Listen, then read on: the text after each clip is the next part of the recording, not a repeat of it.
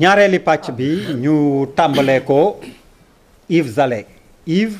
yow ak Maguette mi fi teew dafa am fu ngeen bokkee da ngeen demoon ca réewu nasaraan yi ñibbisi jaar-jaar yi nag bokkul moom mi ngi ci entrepreneuriat jamono ji may fàttali ni moom mooy Car Rapide Prestige Car Rapide Prestige yow yaa ngi taxawal kuréel boo xam ni regroupement des diplômés chômeurs nga ko tuddee di ñafe on te voit vraiment ci plateau yëpp ngay ñafe di leen waxal di yéeg di wàcc yaa ngi ak sa dossier boo xam ne ay CV la rek man waaw man échantillon la waaw mais émigration la ñu wax temps yi mbëkk mi Barça wala Barsax bi tar emploi ak chômage ndax dafa am corrélation yow ci sa gis-gis dafa am fu ñu fekkante. merci Der. balaa maa wax ci lu jëm ci loolu damay njëkk a jaale waa Sénégal. ñi nga xam ne ñàkk nañ ay ndaw. estimation yi bëri nañ. ñi ne nañ près de 1000 la. ñi ne nañ plus de 500. donc chiffres yi bëri na mais li am ba des mooy des centaines de Sénégalais sont morts dans la Méditerranée te loolu dañuy jaale si waajur yi di jaale suñu gars yi parce que on a des connaissances yoo xam ne dem nañ ñàkk nañ leen ci. mais aussi suñu moromu jeune lañ ñàkk. donc di ñaawlu l'attitude du gouvernement sénégalais par rapport à cette situation. parce que ñun on peut pas concevoir que des jeunes. ñu dee en masse pendant un temps record état du Sénégal waxu ci dara lu leer waxuñu sax une journée de deuil wala sax président toog wax ci massawu Sénégal parce que c'est lui qui a été élu. c'est lui qui a demandé le suffrage des Sénégalais. pour les amener vers un avenir meilleur. Ansoumana jàppal foofu principal grief bi effectivement bi ñuy dégg mutisme gouvernement particulièrement président jàppal. waaw parce que ñun diplômés yi tey. ñoo nekkoon étudiant en 2011. 2011 ñun ñoo génn wàcc tali bi dem xeex. 23 juin. moom président ñun fa la ñu fekk. ñun ba muy ñëw dafa fekk ñun ñu taxaw. moom mu ngi koy fàttaliku li may wax ni moom xam na ko. les étudiants vous êtes là ñu ne ko oui monsieur le président. booba mën naa ko wax ñi ma àndaloon. alors qu'il n'était pas encore président. il n'était pas encore président. le 23 juin 2011 ñu génnee tàllal ko suñu carte. suñu carte étudiant mu gis ko. étudiants yooyu noonu tey ñoo am ay diplôme. bëgg emploi. di wax ak moom. parce que c'est le premier des Sénégalais. il faut jaar à l'extérieur. waaw ci gàttal. man dama demoon Lyon dans le cadre de la francophonie. dafa amoon benn appel d'offre formation. bu ñu woowee francophonie économique. dañ ma ci sélectionné woon. ma bokkoon ak 4 autres Sénégalais. les 3 venus du Sénégal ak un Sénégalais bu nekkoon en France. on était une vingtaine. il y avait pratiquement toutes les représentations il y a des Africains. des Américains et tout ça ñu fa daje woon dans le cadre d'une formation. moom moo fa yóbbu woon. ma def sama formation ba pare ma ñibbisi. parce que sénégalais la. parce que man li ma war a xeex sama réex ndaa ko rek. su ma waree liggéey su ma waree am liggéey. dama war a liggéey Sénégal mais nag su ma demee tamit ba amatuma solution wala amatuma yaakaar Sénégal. mën naa tenter leneen. te loolu tenter leneen boobu peut-être moo yóbboo ñenn ñi ñooy yenn yi di leen ci dal. ñenn ñi di dee ci désert bi. ñenn ñi di dee ci géej gi ndox mi waay. waaye ñenn ñi ñu dugg. ci domaine yoo xamante ne vraiment mu yàq nañ fi sa jaar nañ fi yàq seen life parce que commence nañ di dugg ci yenn yi metti na nga gis ay jeunes yoo xam ne. yow noo mën a expliquer nga jël chemin inverse bi nangu ñibbisi ñeneen ñi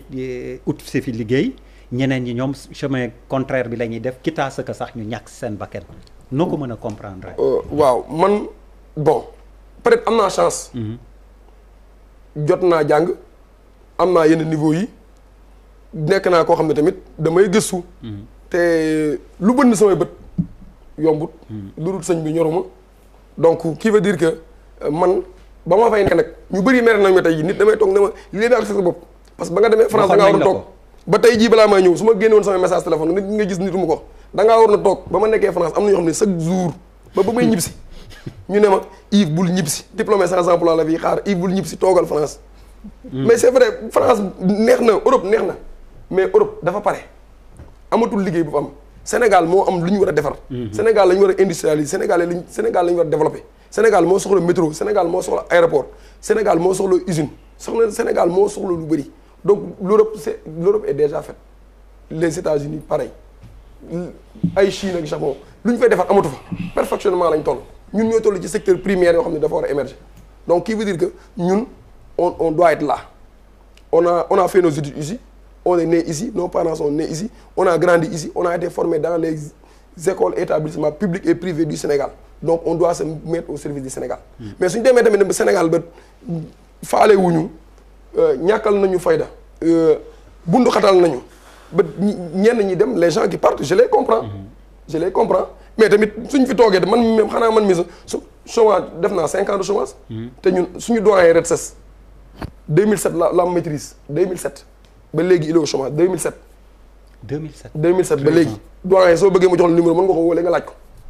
notre doyen ba maa ngi nuyu yàlla au passage mu doon nit ku gëm yàlla. donc qui veut dire exemple yi dafa bëri soo fi bëggee nekk di citer. lu da ngay kii te tout ça c'est dû à beaucoup de facteurs. Premier facteur c'est l'état du Sénégal parce que emploi ñett la bokk ñun suñ sama xam-xam bu gàtt. état la secteur privé entrepreneuriat auto-emploi et tout ce qui en suit soo xoolee état lan lay joxe fonction publique lay joxe. état lu muy joxe concours lay joxe état lu muy joxe si on parle de l'état aussi les démembrements de l'état peuvent être considérés comme l'état maanaam les collectivités locales ci état lañ bokk même si ils ont une certaine autonomie mais ci état lañ dépendre mais nga ñëw recrutement à la fonction publique 2018 lañ annoncé un recrutement de 5415 fonctionnaires ba bi may waxee yow ni recruté wuñ 2000 officiellement parce que recrutement gi suuf ñu ngi koy dégg. te day am da ngay xëy nit ngeen mu xëy du jour au lendemain ñu la jël nañu ma fonction publique. te yow li si génnut. bras long quoi dañuy jàpp ni fii koo xam la. maa ngi ñëw soo xoolee ba xool ba ci biir da nga xam ne moo gars yi ñoo bokk parti wala ñoo bokk coalition. wala peut-être dafa nekk militant nit wala dafa sës nit dafa jege nit. te ñun mënuñu concevoir ñuy jaawale fonction publique ak mairie ñu jox la fonction publique nga jàppee ko sa mairie. nga jàppee ko sa dëkk te loolu c'est des pratiques yoo xam ne dañu koy ñaawlu. structure bi may diriger tey man créé wu ma ko grand yi ay promotionnaire la ñoo ak ancien am parce que ñoo nekkoon fac droit ñoom ñoo créé ñu ngi ko créé en 2011 kon depuis 2011 et avant 2011 structure baa ngi xeex kon li ñuy xeex c'est un combat de principe li ñuy xeex c'est un combat pour la jeunesse. parce que man tey su ma fi toogee di wax certes je suis diplômé je représente les diplômés sans emploi mais je ne vais pas parler uniquement pour les diplômés parce qu'il y a les jeunes qui t'interpellent les marchands ambulants booy yi nga xam ne dañuy jaay limon booy yi nga xam ne dañuy jaay ay darkase et tous ces jeunes là te soo xoolee immigration clandestine bi ñu bëri ci ñoom nee nañ seen liggéey dafa yàqu am na jeunes yoo xam ne ñun dañ doon ambulant amatuñu fi ñu ambulant ñi ne nañ ci yenn boutique yi lañ doon jaay mais dañoo interdire amatuñu accès fait 400 000 wala 350 000 bi ñu dese moom la ñu jéem a négocier jéem ci dugg Europe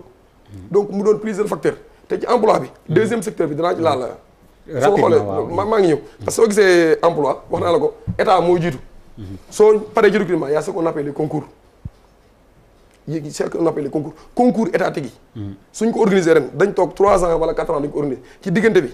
yow soo amoon limite d'âge di nga dugg limite d'âge ñu ne leen par exemple amatoo droit def concours ENA par exemple ñu ne la 33 ans la yem ñu organiser concours nga am 30 ans ñu organiser ak 3 ans plus tard nga am 33 ans ñu mënoo def ñu organiser def nga ñetti yoon amoo waroo def de quel droit ñu ne la amatoo droit def te concours yi suñu ñëwee dama leen jox concours enseignement élèves maîtres yi pour recruter 40 personnes xam nga une cinquantaine de personnes il y avait plus de 30 000 candidats soo demee concours ñaata lañ doon recruter nga ni 40 personnes c'est mu dul 50 personnes il y avait plus de 30 000 dem leen dans les chiffres ngeen xool donc yooyu yëpp duñ ko mën a concevoir léegi y a ce qu'on appelle l'entrepreneuriat et auto-emploi xam nga chaque fois dañuy dégg État du Sénégal ñu crier sur tous les temps auto-emploi entrepreneuriat mais auto-emploi qui doit entreprendre comment entreprendre est-ce qu'on a accompagné les gens comme il le faut quelqu'un koo xam ne peut-être dañ koo jàng état rek la jàng fonctionnement état rek la xam léegi kooku soo ko nee day entreprendre comment il va entreprendre alors au même moment maa ngi ñëw il y a d'autres professions yoo xam ne ce qu'on appelle les professions libérales profession libérale dafa am profession libérale dafa bëri mooy maanaam pharmacien profession libérale la mel ni avocat xoolal au Sénégal nous sommes 16 millions d'habitants on a moins de 400 avocats plus de magistrats que d'avocats alors que yow on sait que Charles am na droit am 5 avocats il y a des localités yoo xam ne mënoo fa gis avocat boobu ba léegi ñuy topp ñu organiser concours barreau ñu bañ xoolal les notaires au Sénégal il y a 51 notaires pour 16 millions de Sénégalais demal da ngay dem Tunisie pour les avocats ils sont à plus de 2000 te motuñ 12 millions d'habitants nga dem Ghana nga ñëw les notaires ils sont 51. moo tax avocat yu bëri xaalis Sénégal. mais dañ bëri xaalis parce que loolu tax bëgguñu kenn dugg ci profession maa ngi ñëw avocat yaa pire. mais les notaires c'est pire. Sénégal 51 notaires la am 51 notaires ñoo fi am. pour 16 millions d'habitants. pour 16 millions d'habitants te concours bi organisé concours notaire en 2013. mu am 22 jeunes sénégalais. braves sénégalais jàll concours ba tey jii ñu wax amuñu nomination amuñu charge. y a des lobbies yi nekk derrière ñu ne profession bi kenn du ci dugg balaa cee buuba dugg il faut maak Charles ñu toog waxtaan ba juboo buuba mën cee dugg te au même moment y a des gens yoo xam ne ils avaient échoué au concours de 2013 ñu ngi leen di bëgg a dugal. loolu wax nañ ko ci presse bi. loolu am na. c'est des problèmes te ñun depuis boobu léegi ñu ngi daw pour ñu organiser concours notariat. nan moo tax nanguñu organiser concours bi man j'ai un diplôme en droit quelqu'un d'autre université Cheikh Anta Diop su dee faculté droit pratiquement chaque année dañu am 400 masters ñu am master ñooñu quel avenir pour eux soo demee ci huissier c'est la même chose. 16 huissiers jaar nañ concours ñu pare seen formation janvier 2020 ba léegi nii amuñ charge. te boobu léegi ñun ñu ngi topp ñu organiser concours chaque jour c'est toujours la même chose c'est un lobby qui est derrière qui met la pression. soo jógee foofu noonu nga xool les recrutements dans les sociétés nationales yi xam ne c'est des sociétés Sénégal ko moom. mais tey la moo fa am da nga fay nekk balaa nga retraité ñu dugal sa doom wala ñu dugal sa jarbaat même virus bi nekk ci recrutement à la fonction publique moom nga gisaat foofu. soo ñëwee ci parapublic yi c'est la même chose.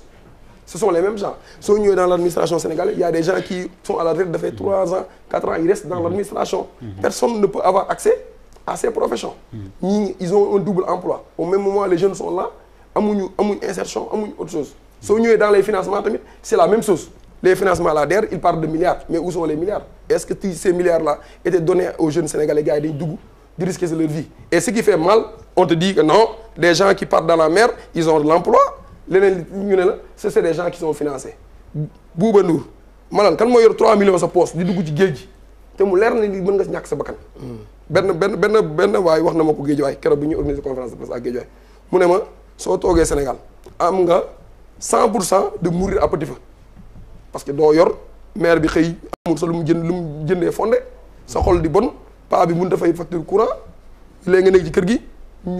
nga doon magum jëm ñu la ñàkkal fayda. loolu da ngay mourir à petit feu alors que léegi soo waree dem soo jëlee gaal yi am nga 50% de chance des ci géej gi mais yeneen 50% yi mën ngaa rëcc te soo rëccee sa dund mën na faa changer donc qui veut dire que y a beaucoup de facteurs yoo xam ne tey su ma ko doon développer duñu jógee. alors Maguette dafa am foo xam ni tudd na ko sànq entreprendre yow nga def sens inverse bi jógee Europe ñibbi si Sénégal je le rappelle yaa ngi koy wax léegi car rapide prestige. yow it sa expérience naka nga ñu ci mën a indi les seede très rapidement pour ñu comprendre sa jaar-jaar. bon man moom comme ni nga ko waxee rek dama dem naa ñetti yoon balaa may toog France parce que bi ma demee tamit dama am rêve bu ma amoon foofu ma bëggoon dem je pensais que am na yu ma xalaatoon ne su ma demee fa la gën a yombee ko fii mais bi ma demee ba gis ne peut-être coono bi ma fay def ak li ma fa bëgg apporter tey bu ma ko defee sama réew wala ma ne fi def naa ne si lay ëpp njëriñ te tamit bu may nit ku dem tamit yàgg-yàgg di nga ñibbisi parce que dem li ko indi mooy ñibbisi ñëw def li nga bëgg sa réew wala nekk ci conditions yi nga xam ne peut-être moom nga rêvé ci laa demee foofu ñëw Sénégal bi may ñëw ànd ak sama copine tak ko jabar fii ubbi entreprise bi Car Rapide Prestige bi ñu koy démarrer nag ñu ngi démarrer ci benn moto parce que tamit comme loo gis rek benn lay démarrer ci benn moto nekk benn ñaar ñetti di ci xeex ba tey on est à une centaine de salariés lépp rek parce que tey am nañ yaakaar tamit ci sunu réew te xam nañ réew mi li koy développer ñun la parce que tey tamit même man su sama jàng bu sorewul tey su ma monté entreprise il faut que ma jël ñoo xam ne dañoo diplômé parce que ñoom tey ñoo jàng li nga xam ne moo ko mën a téye dama leen di soxla man mën naa bañ a jàng mais ñoom ñoo may recadrer parce que su ma bëggee def lu baaxul ñoo naa ma li baaxul teggil fii ñun jàng nañ étude bi mais ñoom ñi am tamit diplôme yi ñoom tamit dañoo soxla expérience parce que man jël naa ñoom ay diplôme mais damay am problème ak ñoom ci biir mais au fur et à mesure ñuy avancer ñooy dem ba tey entreprise mën a taxaw fi mu taxaw te tey peut-être problème bi ñu am ci Sénégal on a la chance man dama koy wax parce que peut-être fekkeewu ma yeneen gouvernement yi fi nekkoon d'ailleurs peut-être ñëw na li ma ci am bëri na mais financé nañ ma tax na peut-être ma dépassé benn pas mais suba man damay rêver ma industrialiser sama entreprise bëgg naa tey 100 yi ma jël ma mun ko yokk ak métit bi tey peut-être li liggéey bi di gën a métti yëpp courage bi nga si am mooy tey li ngay dégg parce que da ngay jël benn parent woo la tey ne la tey sama xol sedd na sama doom ji di indi na saaku ceeb ci kër gi nga xam ne peut-être yow partie boobu réussir nga wala benn booy boo jël ñëw ne la man de tey de vraiment bëgg naa takk jabar samedi prochain dajale naa lu ma mën a takkee jabar nga xam ne foofu réussir nga def naa fi des fois damay def appel d'offre ma ne dama soxla livreur am na benn booy bu jógee Tamba ñëw car rapide di xaar dama yeew 7 heures parce que damay teel a jug di xaar booy ñu xëy si ma gis ko foofu mu toog mu ne ma ndax fii mooy car rapide ma ne ko waaw mu ne ma damaa ñëw pour déposer ma ne ko ah ok d'accord ma xool ma ne ko foo jógee mu ne ma Tamba la jógee ma ne koo xam Dakar mu ne ma kenn ma ne ko léegi bu ñu la jëlee nga liggéey yow fooy dëkk nooy def mu ne non moom la yëpp na débrouiller l'essentiel dañ ko jël rek mu liggéey pour wane ne que booy tamit am nañ jom gars yi bëgg nañ liggéey parce que pour man kii jël gaal gi sax tey on ne cautionne pas ça mais pour man am na jom parce que ñëpp bëgg nañ ku nekk bëgg nga dara ku nekk bëgg nga defar sa réew ku nekk bëgg nga apporter dara chacun a envie tey Sénégal jëm kanam mais tey Sénégal tamit dañuy lu ñu mënti wax rek mooy gars yi ils nous laissent pas rêver gros mooy on ne rêve pas te dëkk yi développé dañuy rêver États-Unis dañuy rêver man chaque fois dañu lay invité si ay forum ne la gis nga booy bi def Facebook ni mel gis nga booy bi créé lii gis nga booy bi créé gën a ñëw muus de seen environnement gën a baax surtout def na fi benn étude ba ay cabinet français yu ñëw ak ñoom seet si ñu bi ñëwee ñu présenté leen dañ ne mais vous êtes en avance entreprise yu nekk France yéen ñi waaw ils pensaient pas qu'on était déjà là mais man leen nous on réfléchit mais dañoo amul peut-être li nga xam ne bu ñu réfléchir ba pare ñu accompagner ñu dépasser beneen stade bi DER mi ngi fi peut-être da lay jox départ nga départ wala mu pousse la mais benn moment donné boo tàkkee bëgg accélérer mais c'est ça da ngay ñëw bëgg a rêver man damay dem si banque bi nag maa soxla 500 millions wala 600 millions des fois ñu reetaan la après suba ñu ne la yow doo créer après yow tey nga indi centaine d'emplois nga indi benn business plan ne leen man chaque région mën naa fa créer 100 emplois 100 emplois yoo xam ne jeune bu nekk dina si am 100 000 francs 100 000 francs dina si am sécurité sociale dina si cotiser dina si fay impôt te dina si am CMU parce que tey dañuy wax booy liggéey leen mais kuy liggéey te mënoo faju te amoo sécurité te cotiser wu sa retraite defoo loolu yëpp gàllankoor bu ndaw bu la dal rek yow échec ga day taxaw c'est que tey ñun loolu la ñuy ñëw peut-être apporter mooy sécurité boobu régulariser booy yi tey dañuy dawal man bokk naa si ñuy initier booy di dawal di sol casque man tey livreur yi ba ñuy dawal di sol casque bokk naa si li ko liggéey car bi da ngay ñëw mënoo dawal te solo casque da ngay dawal solo casque dàq naa la wala nga jaar sens interdit ma dàq la wala ma def si Facebook ku romb scooter bu jaar sens interdit rek boo ko photoyee am nga 5000 nga ñibbi si ma dagg 5000 sa salaire ne la demal nga yónnee ko kii Orange ma ne nga yónnee ko boo ñëwee ma ne la voilà sens interdit la yónnee parce que c'est dans le règlement intérieur mais loolu yëpp c'est pour montrer qu'on a envie aussi de faire on a des projets bëgg nañ def mais tey bu ñu demee ba toll fii état ñu war a ñëw bu max ne yéen fii ngeen toll mais milliards a ngi ni temps ngi ni parce qu'on est réglementé man li may def tey am naa licence y a plein d'entreprises qui le font ñii amuñu licence ñii amuñu lii mais informel bi mënuñu ñëw rek rey ko mais mën nañ leen boole ñu formaliser leen mën nañ dépendre si ñun tey secteur postal bi peut-être gàllankoor yi nit yi doon am yu bëri mais amatuñ ko tey lu tax parce que ñu ngi fi tey industrie yi ñuy wax tey rapprocher les villes commerce bi pour ñu rapprocher ko pour économie mën a dox il faut que les villes soient proches tey yow ba amoon ngénte suba Ngaye Mékhé ñëpp xam nañ day jaay daal mais boo xalaatee daal bi nooy def ba yëkkati ko Ngaye Mékhé indi ko fii da nga koy bàyyi da ngay dem Centenaire jëndi ko automatiquement mais kooku noonu kan lay xaar il faut mu xaar man ma dem Saint-Louis su may ñibbi sama romb fa jënd ñaari pat daal wala ñett yóbbaale ñett c'est pas normal mango baa fi am problème y a plein de choses et on a toutes ces idées pour développer dëkk bi suukar bi ñuy wax même suba bu ñu ko fi defaree ni ñu koy déplacer day gën a cher mais ni ñu koy jëlee il faut que ñu am ñu ko ñëw jël il faut que logistique parce que àdduna yi développé yëpp les gens se déplacent facilement les gens communiquent facilement te tey dem nañ ba tey on passe à une nouvelle ère économique qui va changer tey Covid bi war nañu ko bi yëpp tëjoo ñun rek a des ñu doon génn dem ci tali bi ñu doon génn di xeexi ñu doon génn di dem def lu ne mais parce que dañoo gëm suñu réew man su ma toogee ba tey sama xel bi di sikki sàkk naan mais est-ce que li ma amoon su ma ko amaatee du ma dem ça devient dangereux ki jël gaal gi dafa am 4 questions yu muy posé pour mën a dem day waxtaan ak papam waxtaan ak yaayam waxtaan ak quelques xaritam mais tey man su ma demoon ba doyal ma bëgg dem mais ñaata réflexion laa war a am ñaata personne laa war a waxtaanal su ma xalaatee centaine de personnes yu liggéey ak man direct ma xalaat indirect yi bu dee tailleur bi dama defal ay gilet bu dee fii naa fa jënd casque bu dee booy mécanicien naa jël bu dee raxaskat bi bu dee produit yi may consommer yëpp ma jël ko tey damay bàyyi mais ñooñu qu'est-ce que lan laa leen di wax kon ñu tous on est dans des difficultés parce que tey bëgg nañ dépasser étape bi te suba ay grandes firmes internationales ñooy ñëw imposé wu fi ñu nar a topp seen ginnaaw man j'ai rencontré avec ma femme le directeur de Uber de Bretagne convoqué nañu fi parce que gars ils ont les idées mais ils savent qu'on est en place li ñuy def yëpp ñoom ñun ñu ngi koy def on est en plein dans le numérique tey boo wootee woon car rapide sa livraison A ba Z amul bind ba ni ngay jotee sa livraison tout passe sur des plateformes yoo xam ne ñun ñoo ko créé des Sénégalais ñoo ko créé booy ñu leen di former di leen faire comprendre déjà c'est quoi le travail parce que damaa bëgg dem liggéey uti liggéey yomb na mais lan mooy liggéey parce que il faut nga xam lan mooy liggéey lan mooy important nit mën na la fay tey 100 000 nga xeeb ko mais 100 000 francs boobu est-ce que yow calculer nga li ci topp yëpp nit day feebar tey man sama booy day accidenté damay dem hôpital des fois fay 2 000 wala 3 000 parce que damay mën naa utiliser CMU bi parce que ñu bëri xamuñu ko tey ñaata IPM nga ne 3 millions. mën naa fay 3000 parce que da nga am benn partie booy fay benn partie bu ñu lay cotiser tey tamit ñi nga xam ne ils sont diplômés il faut que ñoom tam ñu ñëw accompagner ñu parce que man tey embauché naa ay diplômés yoo xam ne ils ont des diplômes d'état mais dañuy ñëw aw ma salaire bu ma leen mën a fay mais tey il est juriste am na lu bëri lu ma mën a apporter oui mën na ñëw ñu lëkkaloo liggéey ma ne la mënuma la fay peut-être 500000 gars yi ma fay la 200000 wala 150 nga jàppale ma ñu xeexandoo ko parce que gars yi itam bu ñu leen braqué di leen xaar duñu dem fenn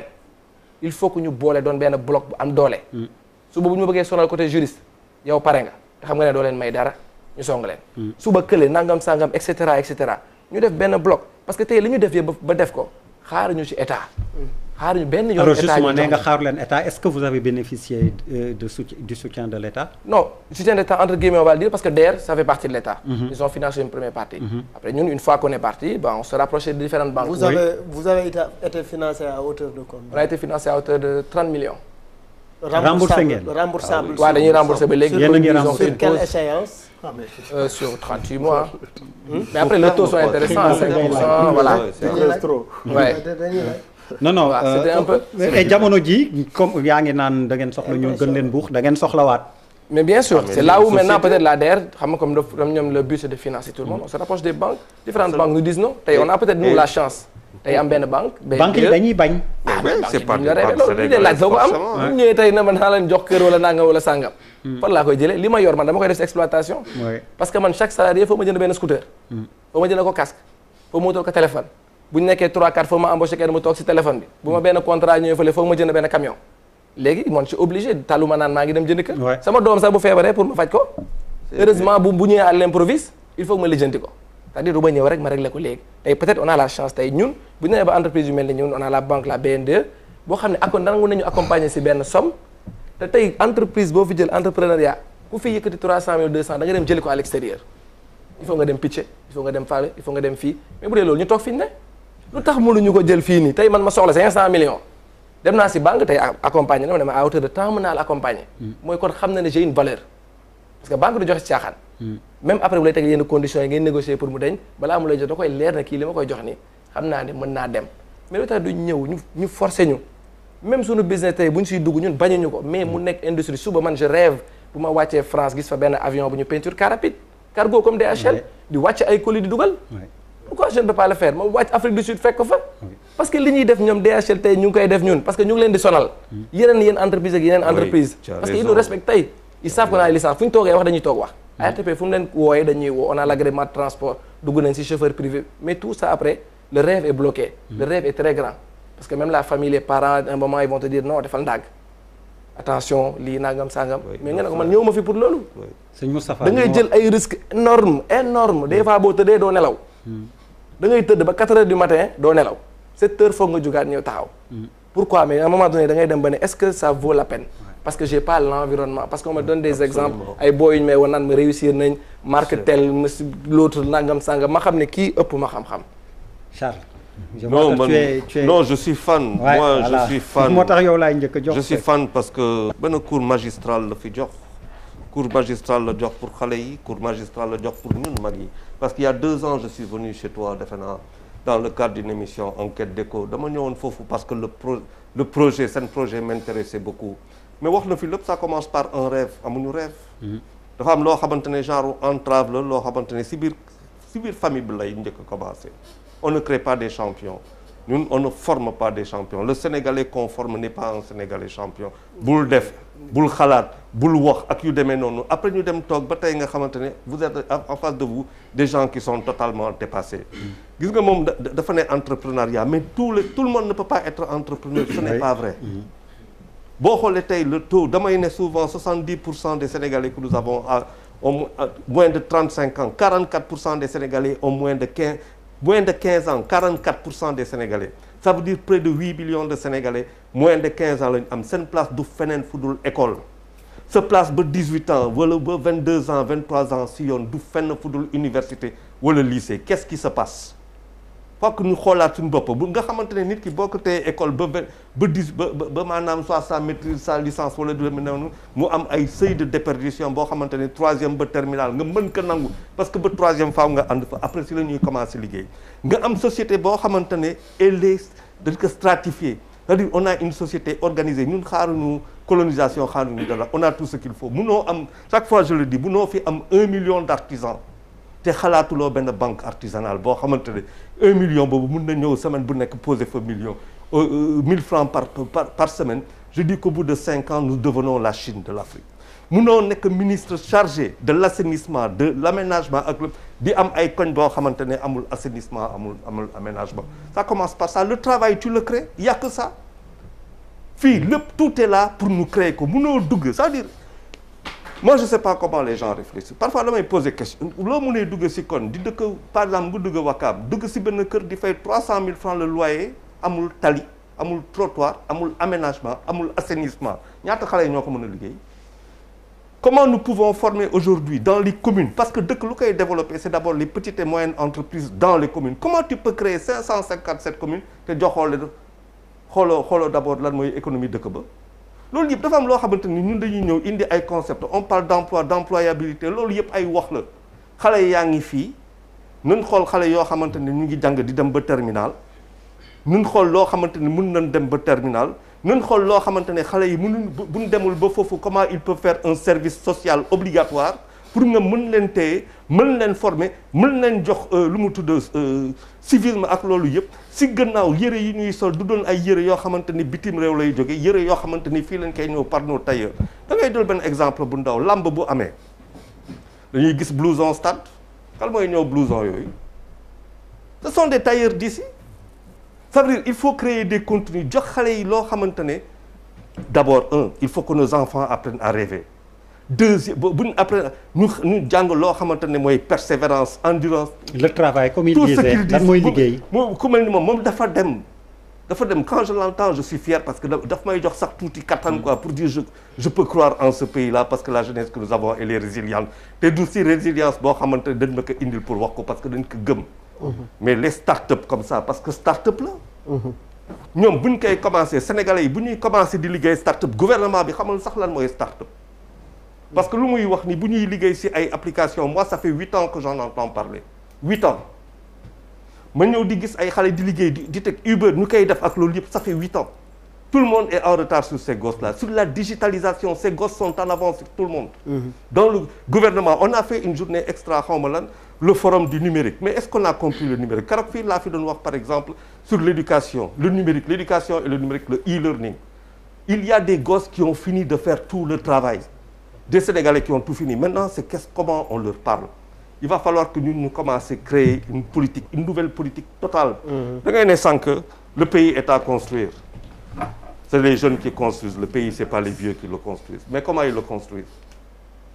Dëkk bi amul ndox. Tuyauterie war nañ ko def partout ci biir dëkk bi pour que nit ñi am tuyauterie. C'est-à-dire, on n'a que des questions essentielles. Les gens ne le font pas. Comment aujourd'hui le bijoutier sénégalais foo munti dem ci àdduna nga daje ak bijoutier sénégalais mais pourtant au Sénégal il existe à peine on est dans le yaa ngi wax Gaye Mékhé production dàll Gaye Mékhé comment se fait-il que aujourd'hui Gaye Mékhé ne soit pas une ville waxuma la artisanale de production artisanale mais une industrie on a que ça nga dem au nord on a le nord il suffit maintenant dañuy xool rek boo xoolee ce qui est devenu Saint-Louis attraction touristique nga xool les ruines qu'il y a là-bas boo xoolee ce que est devenu la place de l'indépendance boo xoolee ce que est devenu ce pays tu comprends après que ces jeunes-là soient sans espoir parce que boo xoolee les dents de la mer là où habite Léopold où habitait Léopold Sédar Senghor nga xool ce que c'est en train de devenir un bazar un marché à ciel ouvert tu te poses beaucoup de questions sur le pays et les jeunes ils ne voient que ça et bien après ils sont perdus mais c'est une référence man dem naa si ñoom il y a 2 ans tellement j'étais frappé par leur modèle. Allez Malal. Yes, moi je pense que en les écoutant ñoom ñaar li ngay njëkk a comprendre mooy dafa mel ni il est en train de dire oui c'est un face à face il est en train de dire à celui-là il faut pas compter sur l'État. Believe in yourself. C'est ce qu'il a dit. Believe in yourself. Believe in yourself. mooy l'État mënul répondre à tes questions parce que diplômé chômeur mu ngi exister depuis combien de temps et dans tes statistiques ñaata lañ ci jël en compte ci nu mu tuddati état ñaata la ci jël en compte depuis boobu kenn donc en fait il faut peut-être que ngeen wut yeneen explorer yeneen piste il y a aujourd'hui ñu ngi ci li benn grand doon wax ñu ngi ci siècle de l'expertise am na koo xamante ne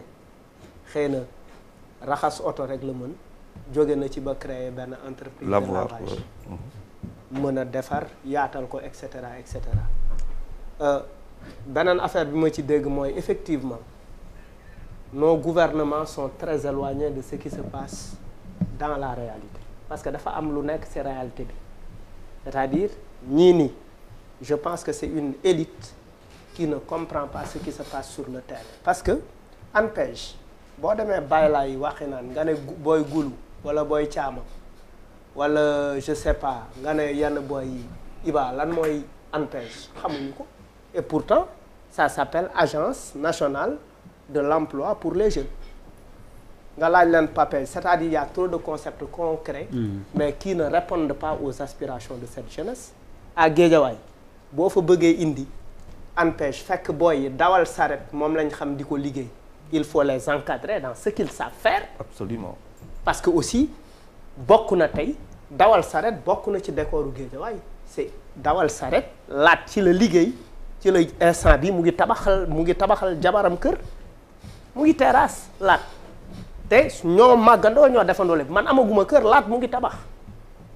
te pourtant j'ai fait des études j'ai été à l'université j'ai voyagé je suis allé en France aux États-Unis un peu partout tey ñoom laat ak ñoom Pa Ibou Sakho Pa Ibou seen kër mu ngi jàkkaarloog église Saint-Abraham mu ngi tabax na kër tabaxaat kër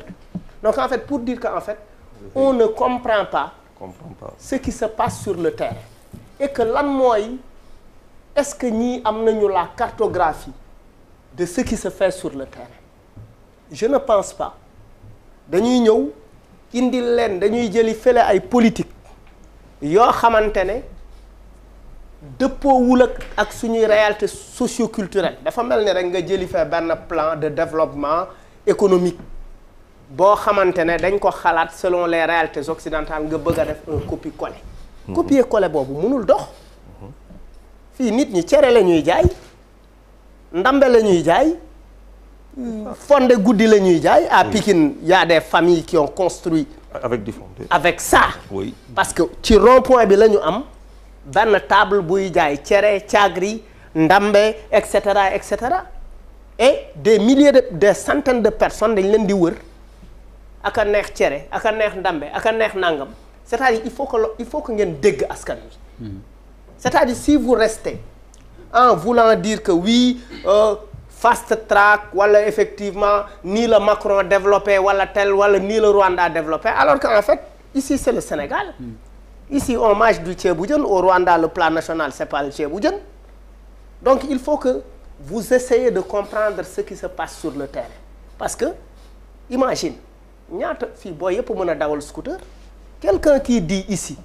que boo ko joxee ay moyens il peut créer 100 emplois par région c'est-à-dire mën na créer 1400 emplois 1400 oui. 1400 emplois ku ko mën a créer kooku tout de suite état daf ko war a déglu tout de suite te leer na ma ni kii toog nii xamul waa ministère de la jeunesse kii toog nii xamul ANPEJ kii toog nii xëy na soxla na ay rendez-vous il n'a pas été reçu plusieurs fois parce que en fait on lui prête la sourde oreille il est important que ñu déconnecter li nga xamante ne moom mooy les ressources publiques doivent être réparties au public et de la manière la plus équitable boo ko jëlee ne way ñoom Moustapha Dieng de ñoo nekkoon sama militant cey Ali Faye lim ma xeexle bi ma waa PDS naree song moo taxawoon nii mais on ne recrute pas une personne sur la base de ces choses-là on recrute une personne sur la base de la compétence sur la base de ce qu'il sait faire mais également sur la base de la débrouillardise koo xamante ne yàgg nga ko gis muy jéem xam nga ni booy bu jóge Tamba ku jóge Tamba nga fekk ko sa tu l'as recruté ku jóge Tamba nga fekk ko sa buntu at nga fekk ko mu toog je recrute benn man il m'est arrivé benn jour juste xam am na ay année nga nekk étudiant rab bi sotteegul dara sotteegul avant may ñëw waaw avant ngay ñëw boobu la lépp boo ñëwee la lépp sotti 1 an après la lépp sotti da nga yow da nga ma découvrir ci Fou Malade wax ñu sa xalaat après raxas la nettoyer ba nga set am naa ci anecdote parce que bi ma jógee tournée ak yow def ay 5 pays européens ci laa ñëw jënd taxi ne damay def entrepreneur mais taximan bu ma taximan bi saa yu ñëwee ne mais maanaam loolu musuma ko woon wax déglu mu ne saa yu taximan bi ñëwee wax ko la taximan bi grand Abou Sow la tudd quoi Pikine Icotaf lu na ma grand baal ma la tey la moom mooy la lan mooy dama mooy la je comprends pas amul versement wala verse 10 000 indi Tu n'es pas le seul, hein? Tu n'es pas le seul. grand Abou Sow ñaata lay indi ay 3000 3500 léegi mu indi 6000 maanaam tu n'es pas sérieux yaa suñu benn grand lañ dénkoon versement yi quoi grand mort si kaaf la dëkkoon quoi te grand bi tamit day toog ay mungaaw quoi yàlla yàlla et malade ça suffit bilaay donc mooy li muy wax c'est-à-dire liggéey da nga koy xam oui c'est-à-dire bu ma bëggee jël sama benn xarit bëgg a gérer taxi au nom de sama xarit ma ne xaaral ma dénk ko xaalis bi fekk moom day tus ngalu si le versement arrive il en prend sa dose techniquement xam nga loolu munoo si dara munoo ci dara et puis sa xarit la munoo ko teg ay et cetera donc li ngay wax xam nga nit bu jógee Tamba ñëw toog sa buntu c'est-à-dire il faut donner au travail à ceux qui veulent travailler oui ba pare prioriser effectivement la formation et puis il faut que ngeen identifier qu'est-ce qui se passe en dehors des militants du parti quelles sont les initiatives que les gens mettent en place en dehors des gens qui vous soutiennent sur le plan politique par exemple je donne un simple exemple sur le plan culturel Voilà. jëlal l'entreprise nga jël par exemple simplement ñoom Ngoné Ndour dans nu mu tuddati seen label ça fait travailler énormément de gens nga jël ku mel ni Matador à Pikine il forme plus de 200 jeunes dans les métiers des arts et de la culture chaque année te les subventions il les capte ci ay fondation Doun ci et cetera il fait voyager les jeunes il forme leen ñii nekk ay manager ñii nekk ay photographe ñii nekk ay vidéographe ñii nekk ay régisseurs beaucoup travaillent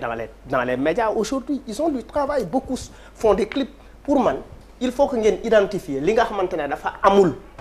mais dama jàpp ni nguur gi souvent ils veulent faire des choses mais ay seer ngeen ay ngaaka ngeen non ay ngaaka ngeen c'est-à-dire vous ne comprenez pas ce qui se passe et essayez effectivement de comprendre ce qui se passe et puis prioriser ceux qui ont déjà des modèles du vécu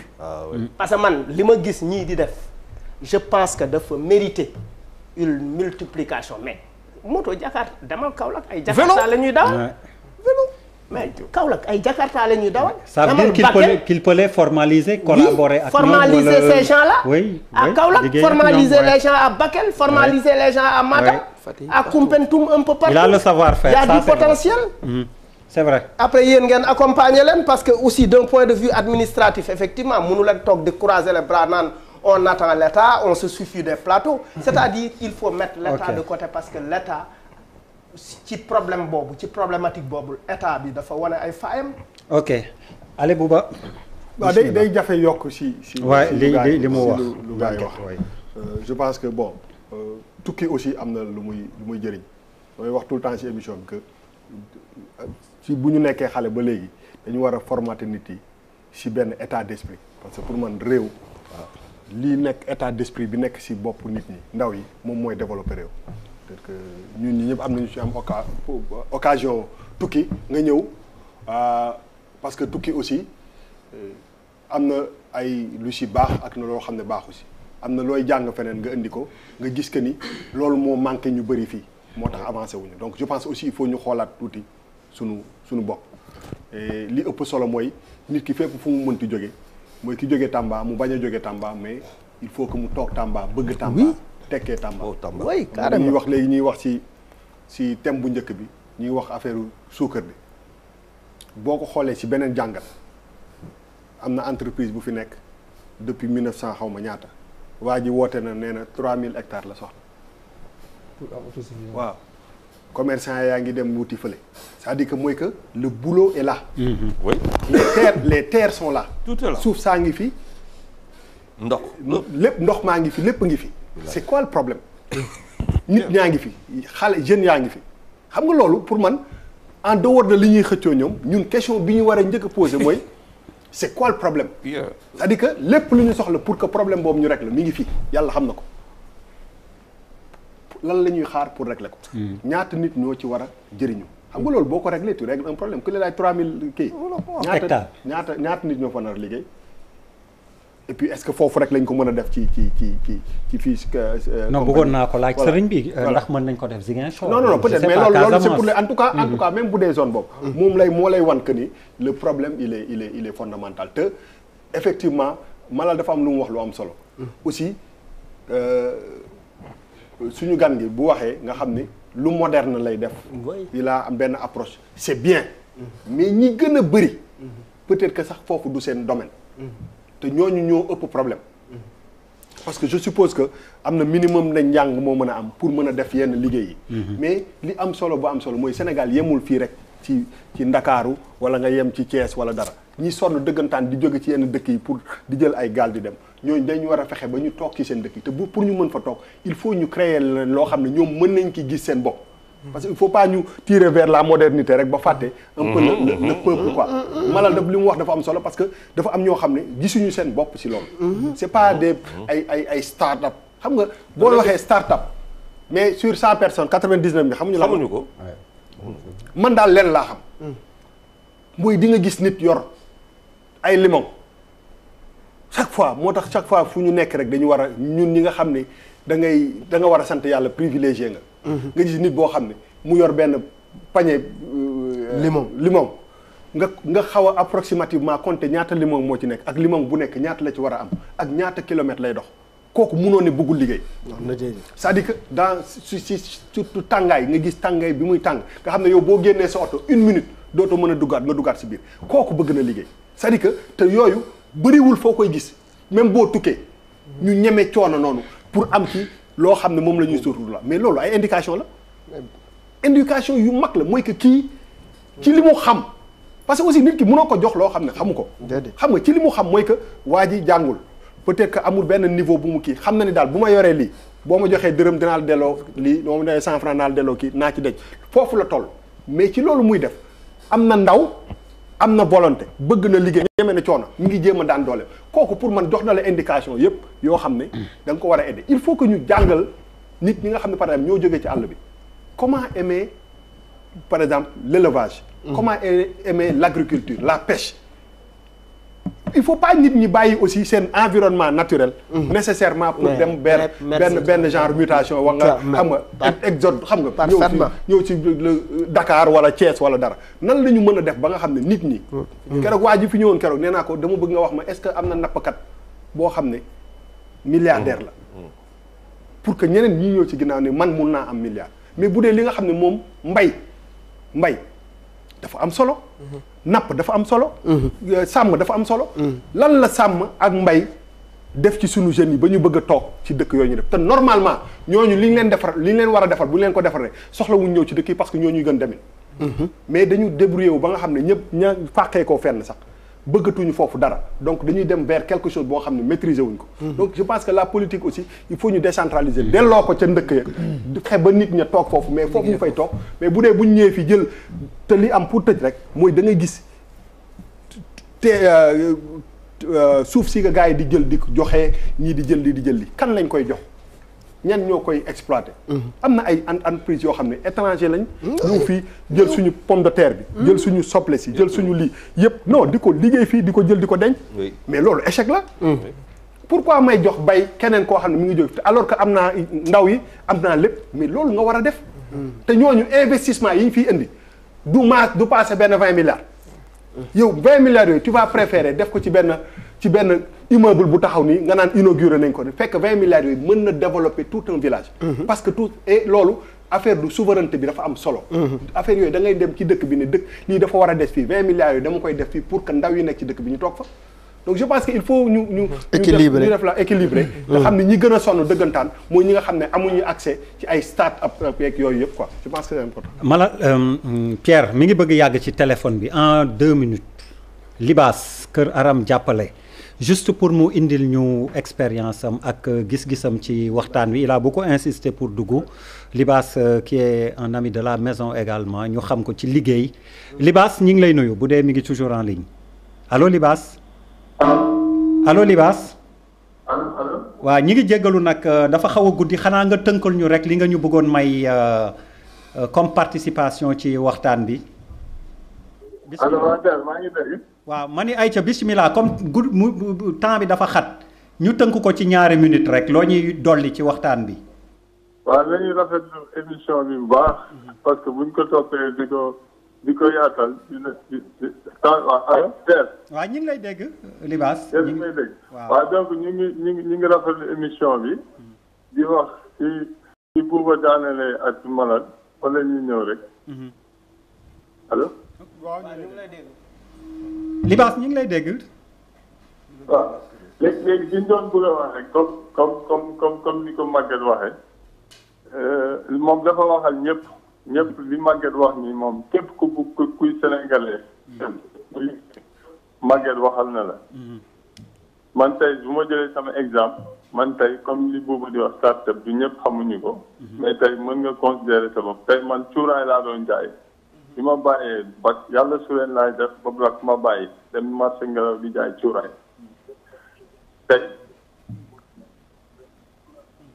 tey financé naa tey képp ku fi coiffeuse wala ngay tailleur tey buñ ne bu ma ko doon lim ëpp nañ 2000 te benn montage bu ma def boo xam ni la def naa ba régler problème bi entre banque bi ak coiffeuse bi wala couturier bu mu mën a liggéey ñu financé ko te loolu maa ko xalaat te génnuma dëkk bi kon donc dëkk bi fii xale yi fi nekk ñëpp liggéey rek mooy seen yitte te jàmbaar lañ donc xam nga li problème bi mooy da ngay gis loo xam ni tey nga bëgg ni artisanat wala nga ni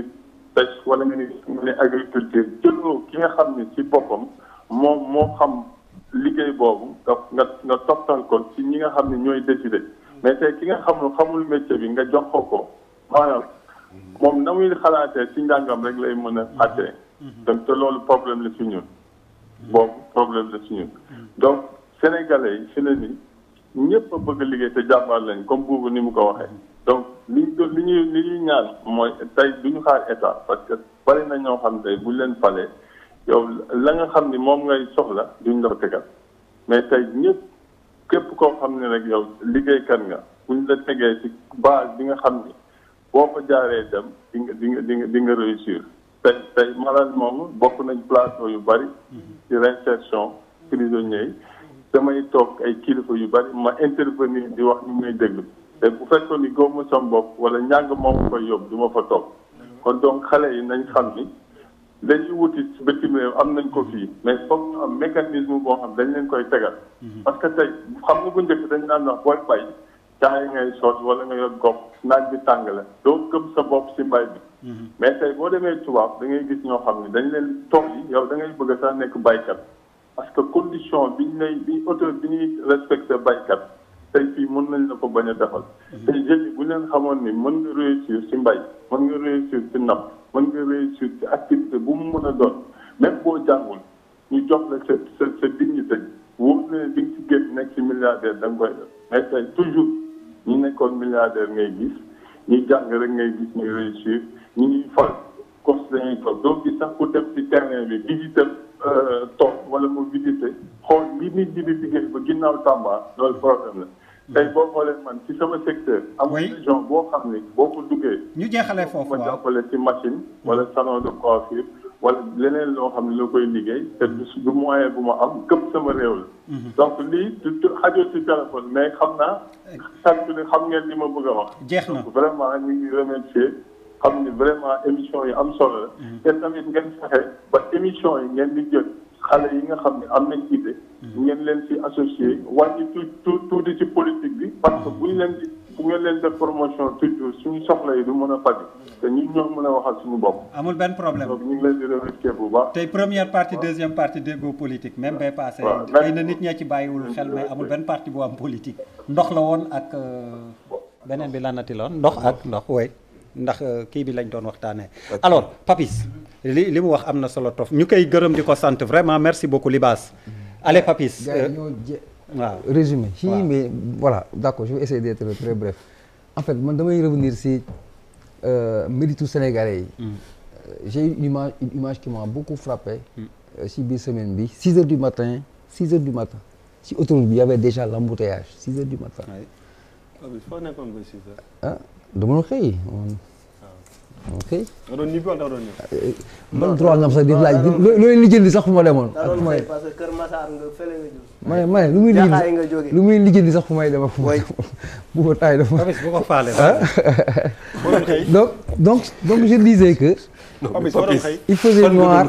der il te prend ton temps damay terminer. fan la doon xëy. non parce mais lu sa yoon fu may bokk liggéeykaay. ñoo bokk liggéeykaay. du ma la gis 18 heures. nga dama doon xëy ma laaj la foo doon xëy. Parce que quand il vient dans l'émission matinale il est obligé de se réveiller à pareille heure. Bouba mooy chef Bouba mooy man gisuma ko fi benn yoon. il après si 16 heures. man doon xëy wax wala nga am beneen liggéey boo xam ne yow man mën nga dem. allez vas-y Papis merci. non mais Papis c'est grave. non mais Bouba est terrible quoi. ah déet li ma wax nii dëgg la de Sénégalais yi ñu seetaan comme ni ko Birima Ndiaye di waxee. maa remplacé Birima temps ma lay kaañoo quoi d'accord may béquille bi quoi donc je disais que 6 heures du matin déjà et puis xam nga il fait noir à 6 heures du matin mu am embouteillage ci autoroute bi auto yaa ngi nekk embouteillage les gens marchent également. mais l'image que ça m'a donné mooy mais les Sénégalais sont dañoo fajaru mais les gens c'est pour aller au boulot. ça veut dire que c'est un peuple qui est brave. man lecture boobu laa ci am quoi c'est des gens qui en veulent et ça fait l'unanimité tout le monde en est conscient aujourd'hui leneen li mooy par rapport ak boy yi gis nga damay dégg très souvent dañuy wax financer et c'est un problème commun à tous les pays en voie de développement tous les États ils disent nous sommes dans la logique de financement financer mais financer une personne pour faire quoi balaa ngay def da ngay fekk nga xam ko. donc l'État fait des efforts pour sortir des sous pour accompagner. mais juste c'est ça la limite. mais quand tu confies de l'argent wala quand tu donnes de l'argent pour démarrer. mais fan lay dem du ko gérer il va se planter. parce que xëy na xamul fu muy dem amul lu muy def. et là tu te dédouanes tu dis que oui moi État j'ai fait des efforts j'ai accompagné pour aller se heurter sur le mur. amul sens loolu moo andi ba par exemple. L'histoire de créer nañ beneen conseil encore pour assistance accompagnement des jeunes yaa ngi wax léegi ANPEJ. exact mais est-ce que xam nga yooyu yëpp boo xoolee dafa war nekk benn entité bu nekk benn truc bu costaud bu mobiliser yëpp def ko parce que c'est des enchaînements ay complémentarité la. pourtant amul et le président peut-être dañ koy acculer am un problème ponctuel pour réconforter la population wala mu créer rapidement benn affaire pour ne oui je suis dans la volonté mais awma beneen solution. dafa nekk en rapport ak quand je disais l'autre fois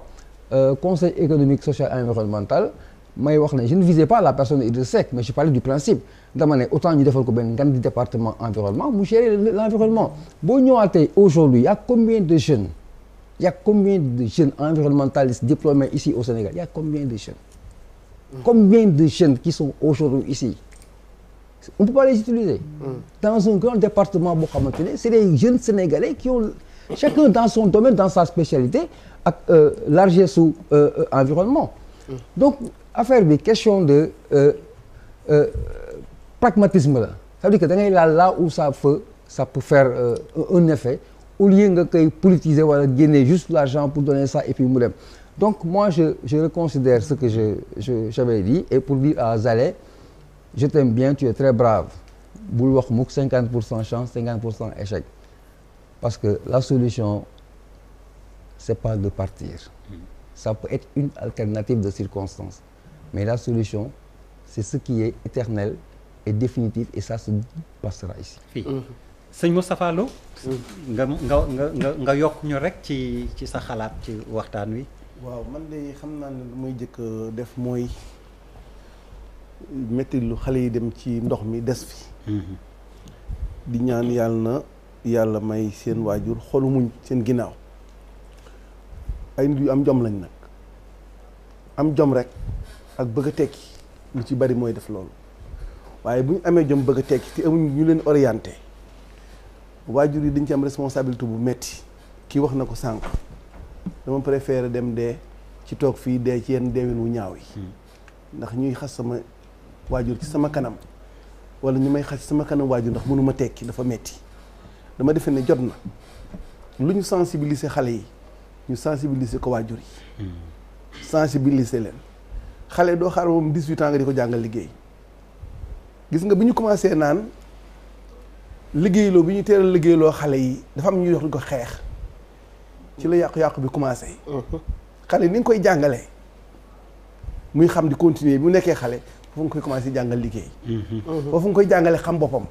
ba mu xam moom kan la su ci jógee nag yow miy mag jur ko nekk waajur nga xam yow itam ne xale bii am na foo xam ne bu fa tolloo bu toggee bu tekkee ci say responsabilité la bu tekkiwul am nga ci ay responsabilité nga am nag loo war na am ci moom te amoo ko nga mën koo muñ te ne ci yàlla ak moom waaye soo xasee sa doom bu toll ci 18 ans te mu am tuuti jom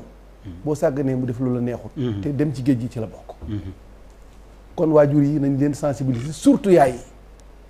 man de sentir naa ko parce que su ma nee man dal na ma man koo xam ne sama mbokk la sama jarbaat la tàgguma da nga bëgg tukki ma ne ko ñaata nga am mu ne ma am naa 600 000 ma ne ko nan nga bëgg a def mu ne dem Maroc dugg ci gaal yi foo jëlee woon 600 000 yi mu ne ma dama doon jaay ci marché bi ma ne ko toogal nga continuer foofu te nga déglu ma toogal nga toog foofu continuer liggéey te nga déglu ma la nga doon def daal boo xëyee continuer def ko te nga déglu ma man li may def dinaa ko xam toog 5 mois 6 mois yëguma ci dara yëguma tinuma ma xëy benn bés rek ñu ne ma diw nga ñu nga ko dégg ma ne ay tàggoon na ma fi tukki ma tere ko de ne ko na ma déglu ñu ne ma def mel la gaal gi départ Maroc bërki démb day ca la bokk te gaal ga jàlloon moo yaay ji mu ne ay la yëwén day tàggoon na ma ne ko nga nëbbu ma ko man ma yërëm ko rek mais bu ko yërëmee maa yilif ko ne xaaral toogal déglu ma am ne ko toogal déglu ma koy am naa solution oui kon dafa war a déglu kon jigéen ñi yaay yi laay wax ne nañu wax seen doom yi nañu toog te muñ li ki def dafa jar a gërëm dafa jar a yëkkati dafa jar a feeñal nit day am fit am gént am lu mu xalaat am lu mu rêvé man mi toog di wax ak yow di jàngu woon français benn baat nii nii bay xaw ma ci woon dara bi ma am 17 ans di wàcc Kaolack di commencé liggéey 1500 francs laa fa wàcc ale 1500 francs di jàng liggéey marchand ambulant boo gisee ñaari bu ñu waxee ñaari commerçant sama xol metti damaa xam li commerçant bi daj ci wuuti gu mu wuuteeg ki ñu jàngal tubaab tey boobu am diplôme ndax di moyes da nga mën a wax ne état public bi am na lu mu def ci man mais jàng du pour liggéey jàng pour xam la merci waay jàng du pour liggéey diplôme bi du pour liggéey pour xam la soo xamee nag ba pare mën ngaa jàng nekk comptable nekk expert comptable ñu fekk la ci tool yi ngay bay parce que boo boolee ñaar yi da ngay mën a sakkanal da ngay xam mën ngaa jàng nekk di sàmm est-ce que transport et logistique nga def li ngay def ban métier la tey transport et logistique et tout c'est parce que loolu nga rêvé nit ku ne loo jàng da nga jàng pour xam jógee nag xool fekk jàng nga métier boo pratiqué nga dendale ñaar yooyu jaar ci jàll te loolu fi nga ko mën a def ci biir réew mi ku jóg jëm France xool télévision yi li ñuy génnee ña fa nekk ak Espagne xool nañ leen di génnee conditions yi ñu fay nekk nga mënoon bërki dem benn xale def maa woon ne ma tonton man dañ noo booleeg yow ma ne ko bon lu xew mu dangaa bëgg a tukki ma ne ko tukki dangaa bëgg a dem ci géej gi mu ne ma déedéet loo bëgg ma ne ko ma topp tool visa ma ne visa de seer na ñaata nga am mu ne ma daal damaa bëggoon nga wax ma ne bu dee ay visa Italie Espagne ñi ma daan dégg ñu koy wax ñu ma daan dégg est-ce que mutul ay 4 millions 5 millions mu ne ma loolu moom am naa ko ma ne ko waaw kay am nga ko mu ne mu ne ko foo ko jëlee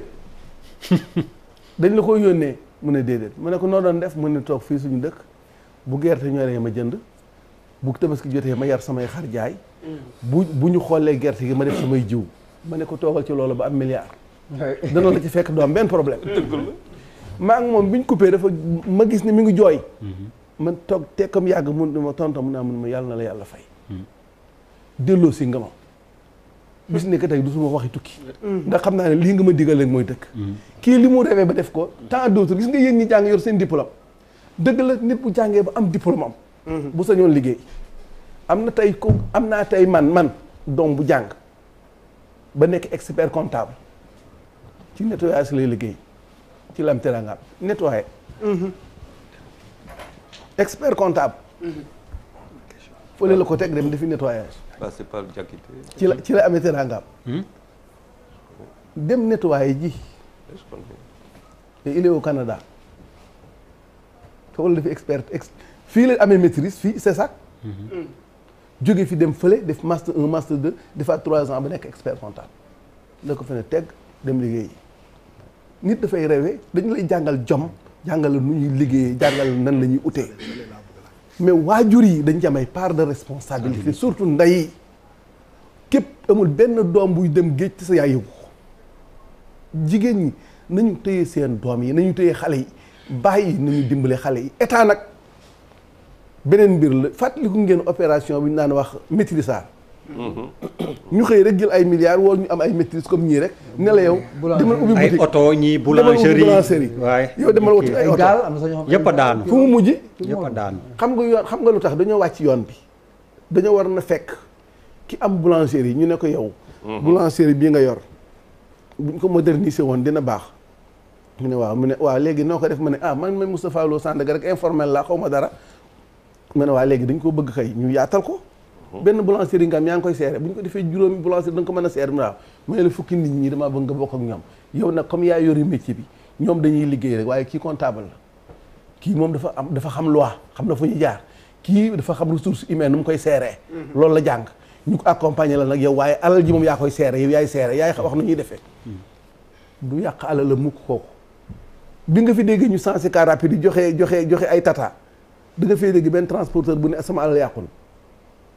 changé nañ ko ñi ngi liggéey ñi ngi fay ñi ngi gën a continuer di moderniser barki déemu géej gis nga ay 7 places yu woon yu doon daw Dakar nangam ñi ngi commencé di ko changé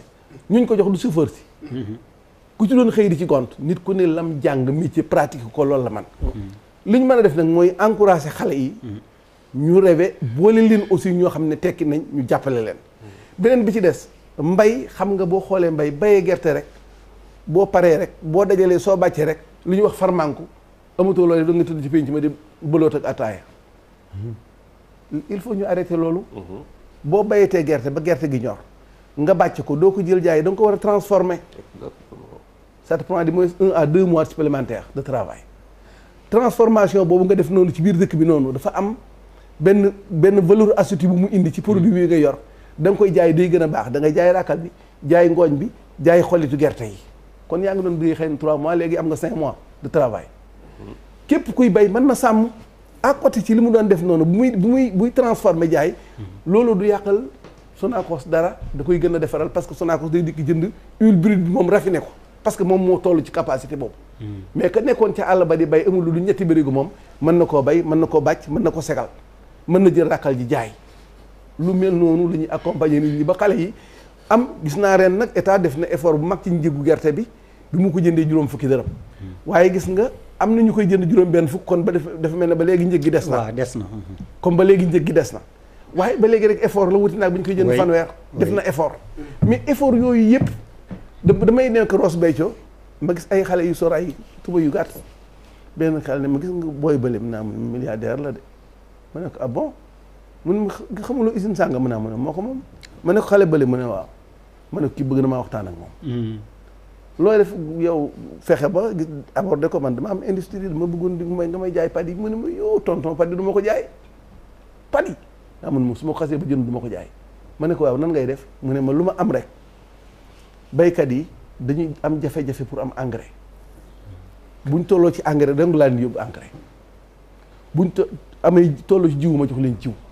dimbali leen ci engrais bu ñuy góob ma indi ngóobaan dikk taxaw bu ma góobee li ma leen lebal lépp laay jëkk fayee ko pare man ñu fay ma sama ngóobaan boole ci te loolu lu ci nekk dama ciy am bénéfice ma wëlbati ko dem ci sama usine bàcc ceeb bi jaay ko amaat ci bénéfice ci loolu donc laa sax ba génn ci est-ce que xamuloo ne ñetti hectares ceeb rek benn xale bu koy bay bu nekk mën nga cee dund tout am problème maa ngi ko doon wax sànq ci étude bi ma def ci affaire bay ceeb est-ce que xam nga ni mbayum ceeb boo doon bay 10 hectares ceeb ñeenti nit mën nañ ci liggéey ñeenti nit ñu ciy liggéey nga leen di jox 50 000 parce que da ngaa ne ci digg mbay mi bu mbay mi jeexee ñeenti weer yi ñuy bay noonu li ciy génnee ku ci nekk sa salaire mën na ma 240 000 bu ko calculer de ça c'est important ci ku ne ca àll ba ku munta am dara. waaw fii 240 000 c'est pas mal. c'est de ça quelque chose. ah oui. ci mbayu ceeb loolu mën na ci am. noonu la mën a amee ci ñebbe noonu la mën a amee ci dugub. xale yi man de li ma wax toujours mooy lenn mooy nan gëm dëkk bi te xam ne mbir mi fii la nekk. amul Europe amul feneen benn xale bu ma ne ko est-ce que xam nga soo demee Espagne ci tool yi ngay bay mu naa ma ne ko bayal sa toolu bopp. bayal sa toolu bopp. mooy fulla de. bayalal sa bopp. amal sa bopp état itam nag. il faut voilà loolu laa bëgg wax foog état moo tax nag ci la ñuy demee ci Ansoumana. Ansoumana dégg nga vraiment dañuy tënk kii récrimination yi bëri na mais li ministère de la jeunesse nga fi ñëwal xëy na tamit li ñu këtt ci ministère de la jeunesse emploi ay jamono néewal na seen doole wala intervention bu ngeen ci mën a am wala loo xam ni mën ngeen ko ci indi mais comme yaa fi toogal nguur gi nga jéem ñu indil rek quelques solutions. lan ngeen fas yéene def vraiment pour mbëkk mi donte xam nañ ni yoru leen emploi jeunesse mooy seen cër ñu gën leen dooleel ngeen bañ fi nekk tamit pour vacances citoyennes rek noonu laay sànne xeer ministère vacances citoyennes lañ leen jàppee bismillah. waaw der maa ngi rafetlu jotaay di rafetlu intervention yi fi waa plateau bi yëpp def muy rejoindre fondamentalement benn vision. Vision boobu moom sax décliné na ko ci ay argumentaire am mooy dañu nekk ci benn dëkk boo xam ne tout est à faire war nañ fi am tali war nañ fi am aéroport war nañ fi am train en tout cas tout est à construire mais booy construire dëkk da nga koy construire avec des bras valides mais avec aussi une expertise quoique locale mais une expertise mooy des jeunes bien formés. te ñun ñëpp xamoon nañ ni ki l'écosystème de l'éducation et de la formation ne répondait pas immédiatement aux besoins du marché. ñun fac droit lañu nekkoon mais boo amee sa maîtrise génn boo deful concours dem formation ñu former la sur une durée de 2 ans pour ñu opérationnaliser la entreprise du la mën a recruter directement avec une connaissance nga jëlee université nga mën a opérationnel parce que y a un déphasage entre li ngay jàng ak entreprise bi lu muy soxla immédiatement. employabilité bi ngeen di wax. loolu c'était un constat. te constat boobu président de la République def na ko ci. vision bu mu am c'est pas une vision importée. c'est pas une vision bu ñu ko imposer c'est une vision boo xam ne. daf ko bâtir sur du réel. parce que ñun ñëpp xam nañ ni président Macky Sall dafa def touru Sénégal def na ko au moins 3 fois xool jafe-jafe réew mi identifier les goulots d'étranglement am ci ay solutions ñëw adapté ko sur les réalités de l'État jóge ci yoonu yëkkate andi le PSE. PSE boobu moo andi sur le plan de la formation professionnelle ñu réarticuler les missions de l'ONFP. andi fi 3FPT teg. ñu jëlee jumtukaay yi ñuy former jeunes yi maanaam les bâtiments en tant que tel l'édifice de formation ñu jëlee ko de 80 000 yóbbu ko à 120 000 yokku ko. fexe ba ci département boo mënti dem Sénégal jamono yi may wax ak yow nii di nga fa fekk au moins benn centre de formation technique et professionnelle waaye boo amee le bâtiment en tant que tel di nga soxla ay jeunes yu ñëw jàng si mais la plupart ñooñu duñ am moyen pour seen formation ñu def ko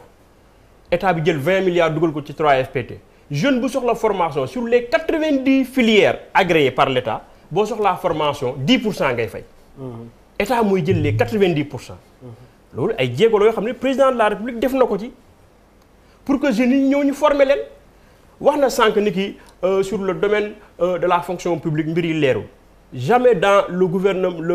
dans ce pays là recrutement fonction publique musul leeral nu mu leeral ci gouvernement Macky Sall de 2012 à 2019 le gouvernement du président Macky Sall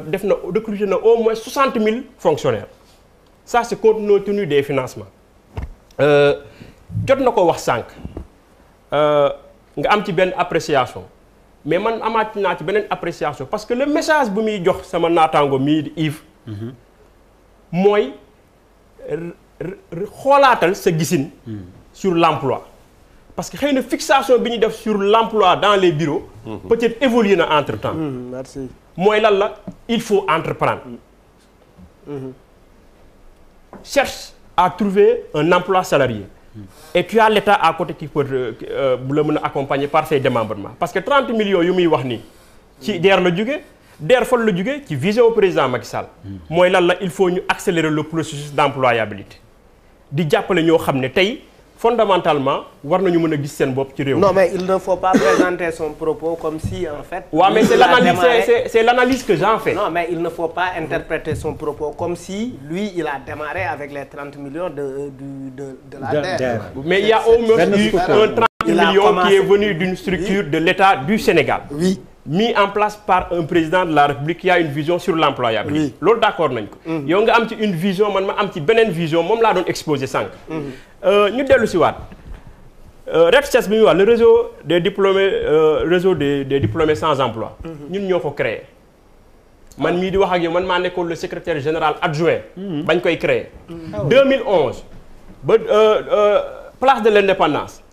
le 23 juin bañ fay dem.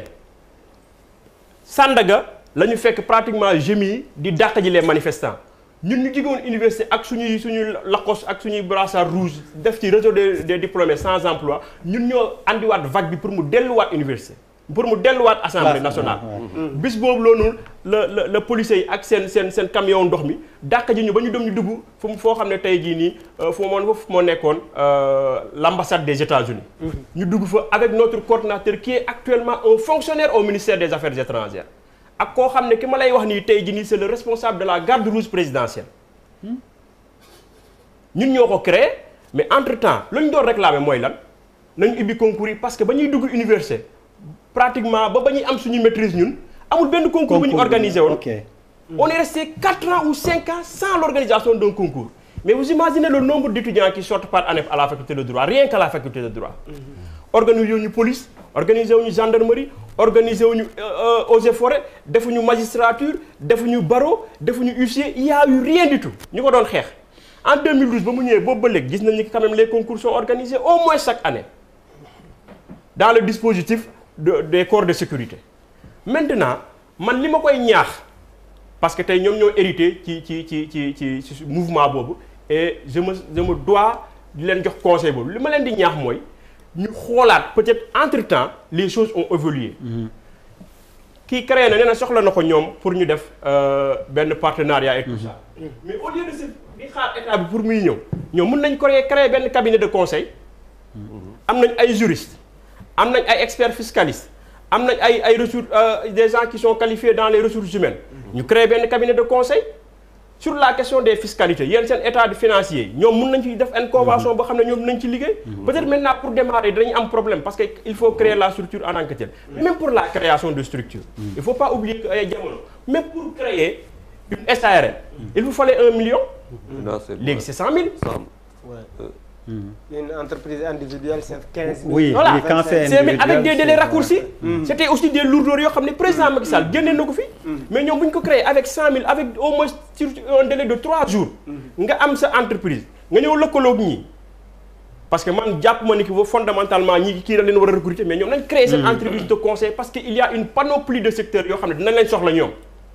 ñu lëkkaloog ñi par des conventions lëkkaloog ñële pour que sur des questions essentielles ñoom ñu mun leen fi andi seen expertise. Voilà pour moi la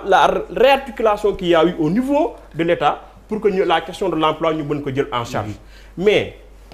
l'ère du Covid-19 daf ñu rappeler une chose que fondamentalement il nous faut avoir le drapeau du Sénégal au cœur. Le patriotisme wax na ko sànq Charles nous n'avons pas de rêve man demoon naa fi Chine. mais boo demee Chine xam nga lañ lay wax le tout petit chinois il te parle du rêve chinois. Oui. Avant le rêve chinois il y avait le rêve américain. Oui. Pourquoi pas le rêve sénégalais. Pourquoi au Sénégal mais le rêve sénégalais c'est un comportement politique. waaw mais ma daaneel. oui tey le président de la République. insiste souvent. oui et assez souvent sur la notion de citoyenneté. nañu dellu gëm suñu réew bëgg suñu réew. te la construction des maisons de jeunesse et de citoyenneté nga xam ne yéen ñi nga xam ne yéen a ngi ci banlieue bi ci avec culture urbaine am ci taxawaay bu am solo. war ngeen ci def seen loxo. nga ne ñu accompagner jeunes yi au niveau local. pour que ñu mun a jël seen potentiel. les maisons là peuvent servir de réceptacle ñu waxtaanee ci mbiri. mais elles le font déjà. le dispositif actuellement qui existe mooy dans les 45 départements il y a au moins ce que l'on appelle les centres conseils qui ont un ancrage institutionnel logé au niveau de l'ANPEJ. Maintenant, il faut insister sur la communication de proximité. Oui, c'est là où je suis d'accord que la communication dañ ko war a gën a ñoŋal. mais foofu la man dañu war a gën a mën a décentraliser milieu dañu war a mën a fekk jeunes yi ci seen milieu. ñuy wax ak ñoom mais dama ne la am information effectivement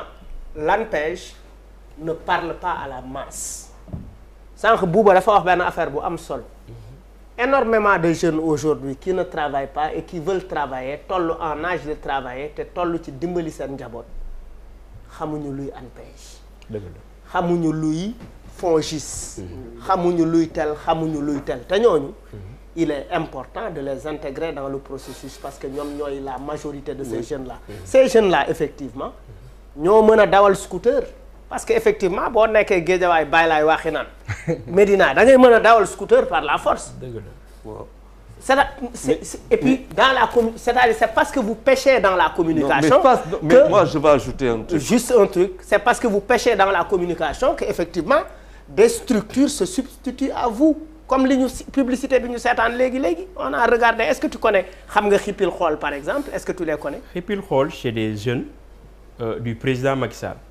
qui aujourd'hui s'inscrivent dans une dynamique di gën a fësal li Macky Sall def. La communication comme ni ma ko waxee sànq. mais si vous permettez quoi, moi c'est-à-dire la communication c'est vrai que am na solo mais man là où je trouve que am ngeen peut-être problème c'est le leadership. C'est-à-dire lui c'est un leader boo ko déggee tu sais que c'est un leader. À la différence de Yves qui du point de vue du leadership souffre. C'est ça qui est, c'est-à-dire toute la non je le dis, c'est-à-dire c'est un constat qui est frappant. Vous êtes de la même génération, je vous regarde comme mes deux enfants quoi et je vous dis la vérité. Quand je l'écoute, c'est un leadership. Quand je t'écoute, tu es sur la revendication. Qu'est-ce que tu fais pour que ça change? C'est quoi tes parts de conquête? Voilà. Ça veut dire que tey problème bi pour man que j'ai avec vous, c'est comment se fait-il qu'on n'ait pas créé les termes de leadership chez nos enfants, parce que kooku état moo ko yor. C'est d'abord dans les écoles. C'est l'université, c'est au lycée, c'est à l'université de Dakar. Lui, il a fallu peut-être que mu dem ba France pour qu'il mu jàngonte ak benn type de leadership qui lui était inconnu jusqu'à son départ en France. Et ça c'est un côté psychologique boo xamante ne ñun duñ ko wax, même du point de vue sociologique duñ ko wax. Faut faire attention, je pense que c'est de ce point de vue-là que Malal fu muy ne, c'est-à-dire on fait une application des choses dañ koy ñëw teg mais xooluñu suñuy doom yi lan lañ ci def ci ñoom. lan lañ dugal ci ñoom ba ñoom ñu mun a taxaw nekk les leaders là. Je pense que c'est peut-être là Sané qu'il y a un petit problème. Bon man am na lu ma bëggoon. Mais il n'est pas d'accord avec moi, il faut lui laisser. Oui, si je peux conclure là. Je ne sais pas si je peux conclure. Mais bien sûr, excusez-moi. Oui, il a beaucoup écouté. On est d'accord. Excusez-moi. Rapidement ñu conclure. Donc je disais sur la communication. D'accord. Mais nous tous admettons que la communication c'est une dynamique. Ça évolue en fonction des besoins, ça évolue en fonction des contraintes yi nga am par rapport au message yi nga délivrer nga sentir ni ki xëy na masse bi nga soxla woon pour toucher ko masse boobu toucher boo ko mais damay jeexal rek pour lancer waat encore un message aux jeunes du Sénégal. à passer par lui parce que c'est mon jeune frère ñun ñoo ko jiitu fac droit ñoom ñoo topp si ñun. te ba léegi on garde les messages les relations les plus cordiales possibles. Au moment où ñu leen di gëmloo ni ki en France il y a beaucoup de travail trimestre bii ñu jóge 2020 bi la France ñu ngi frôler les 4,4 millions de chômeurs. Au moment yi ñu jàpp ni États-Unis fa la mbir mi nekk États-Unis c'est un record historique.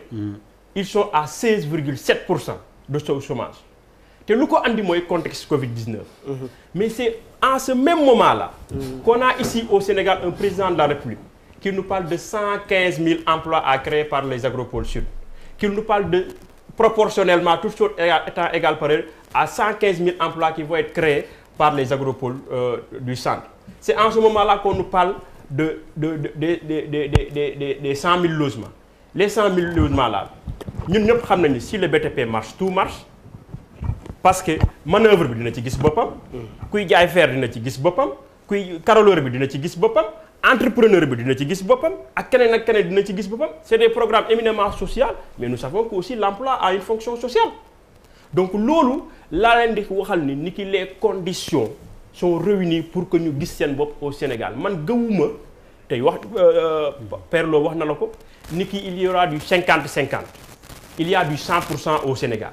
parce que boo demee ba def constat bi ni en Europe tout a été fait et que au Sénégal tout reste à faire donc tu as l'argument idoine pour rester au Sénégal parce que tu dois participer à la construction de ce pays-là te loolu le président de la République yàgg wax nañu gëm suñu bopp le président de la République dugal ci si loo xam ne le concept de la citoyenneté nañu gëm suñu drapeau gëm suñu réew man foofu laa bëggoon terminer. En tout cas moom j'ai l'impression que c'est nu mu tudd grand bi nekk APR mooy wax.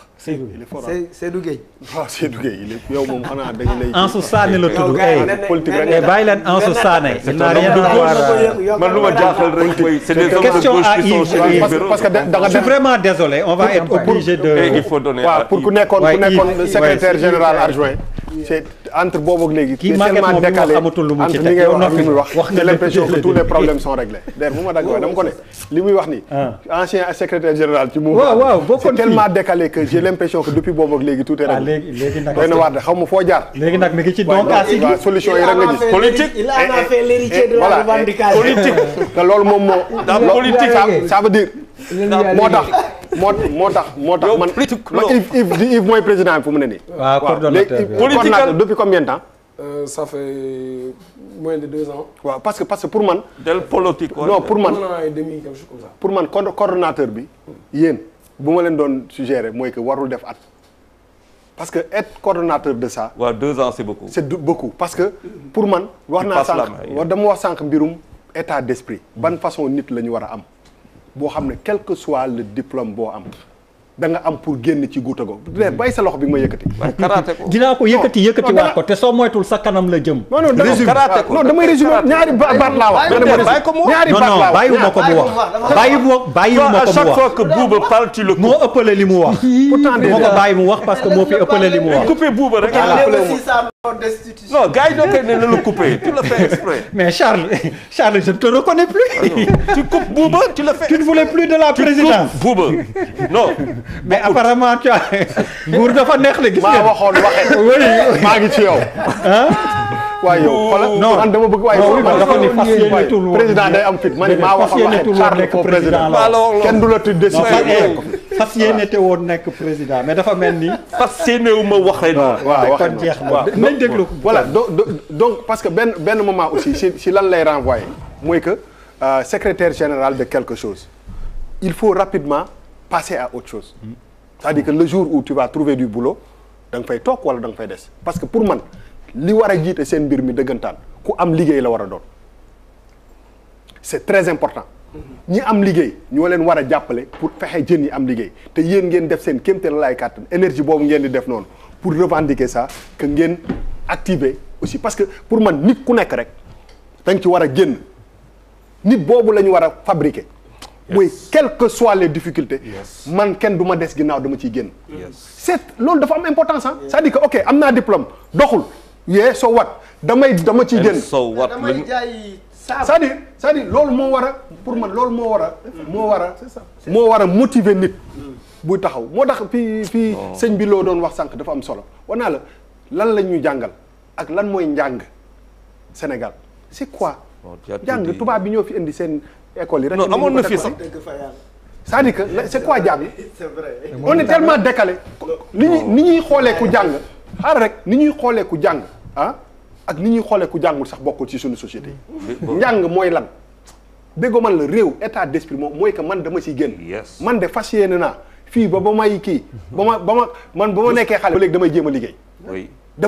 je sais que tëdduma sama kër di nelaw damay liggéey man 10 ans mi ngi ni aw ma congé. c'est pas dama yor ay milliards mais damay liggéey parce que bëgguma sam benn morom yëpp ma loolu moom nit boobu la ñu war a fabriquer te nit boobu boo koy fabriquer doo ko fabriquer c'est pas yor ay big ak feuille toog réviser benn leçon tiir ko nga foog ni yow li nga waroon def ci àddina def naa ko léegi maintenant dama war a liggéey non on doit créer des gens yoo xam ne ñi ëpp alal ci àddina bi tey seen njàng sorewul benn mais état d'esprit mooy yore réew te réew mi dafa war a nekk ay nit yoo xam ne dañu ne man dama ci génn damay wax tout le temps que saa yi ñuy waxee affaire immigration clandestine ma wax benn affaire bu am solo et je pense que loolu moo ci ëpp solo sumu waay yàlla daf ñu indi fii pour ñu dund juddu màgg ñu yar ñu dund nekk ndaw am 21 ans 22 ans am soxna di ci bànneexu am ci ay doom yar leen ba nekk mag ba retraité loolu moom mooy projet de vie te il faut ñuy jàngal ndaw yi que ni loo ci munti wax dund dañ koy dund jabar dañ koy takk buñ la koy may takk ñu la ko pour nga nekk fële mu nekk fii pendant 10 ans nga gis ko ci 1 mois wala 2 mois c'est pas la solution dans toute cette histoire là lan fan la dund nekk dund balaa ngay ñëw fii sonn nga say coono bi la nga daj fële dundoo dara au nom de quoi xam nga boo nee man ñun ñëpp bëgg dimbale papa bëgg dimbale yaay mais la responsabilité de tout un chacun c'est pas sa doom moo ko yore déedéet sa survie ëllëg sa doom waru ko yor absolument nit boobu la ñu war a fabriquer nit boo xam ne bu ko yàlla mayee mu nekk adulte ba muy dugg biir suuf mu fexe liggéey ba lu mu dundee ko ba doomam aussi bu koy xool mu bañ ne sama baay bi moo ma war a dundal war na ma dundal ba ma demee école su ma demee école dama war a dundal sama bopp il faut que tout ñun ñëpp ku nekk jàng noo ci mën a génne te loolu moom mooy état d'esprit il faut que ñu tabax ay nit ay peuple yoo xam ne nit ñi loolu la ñuy réfléchir c'est-à-dire que xoolal kii boobu union boobu xam nga ñun dañu nekk ci réewu jullit réewu catholique réewu kii mais ñun ñëpp benn lañ ci li mu wax nii sànq mais dafa am dara lu am solo mooy que nan la ñuy xoolee waajur nan la ñuy xoolee doom lan mooy suñu rapport chacun doit être responsable aussi de sa bopp avant tout nga bëgg sa bopp bëgg ndey bëgg baay bëgg kii mais aussi nga bëgg sa bopp parce que nit da ngay dund ba 60 ans da ngay fii laay daanele di nga am papa mu am ñetti doom ñetti jabar déema ne da ngay am papa mu am ñaari jabar ñetti jabar ñeenti jabar 20 doom dundam ba mu jeex yow nga am 20 ans war a dund sa dund jël sa dund yëpp sacrifier ko ba ngay am 50 ans ñëw fi pourquoi au nom de quoi on a le droit de vivre et enjoy dund moom laa lay wax nii déggoo man la nekk jeune bu fi nekk 21 22 da nga bëgg a takk jox na boo bëggee takk lan moo tax ñu takk soxna lan moo tax dañuy takk soxna pour nekk di la téléphoné naa la namm naa la non nañ dem tëddi nañu ngénte nañu non dëgg la il a raison mais c'est là tu sais quand je dis ça je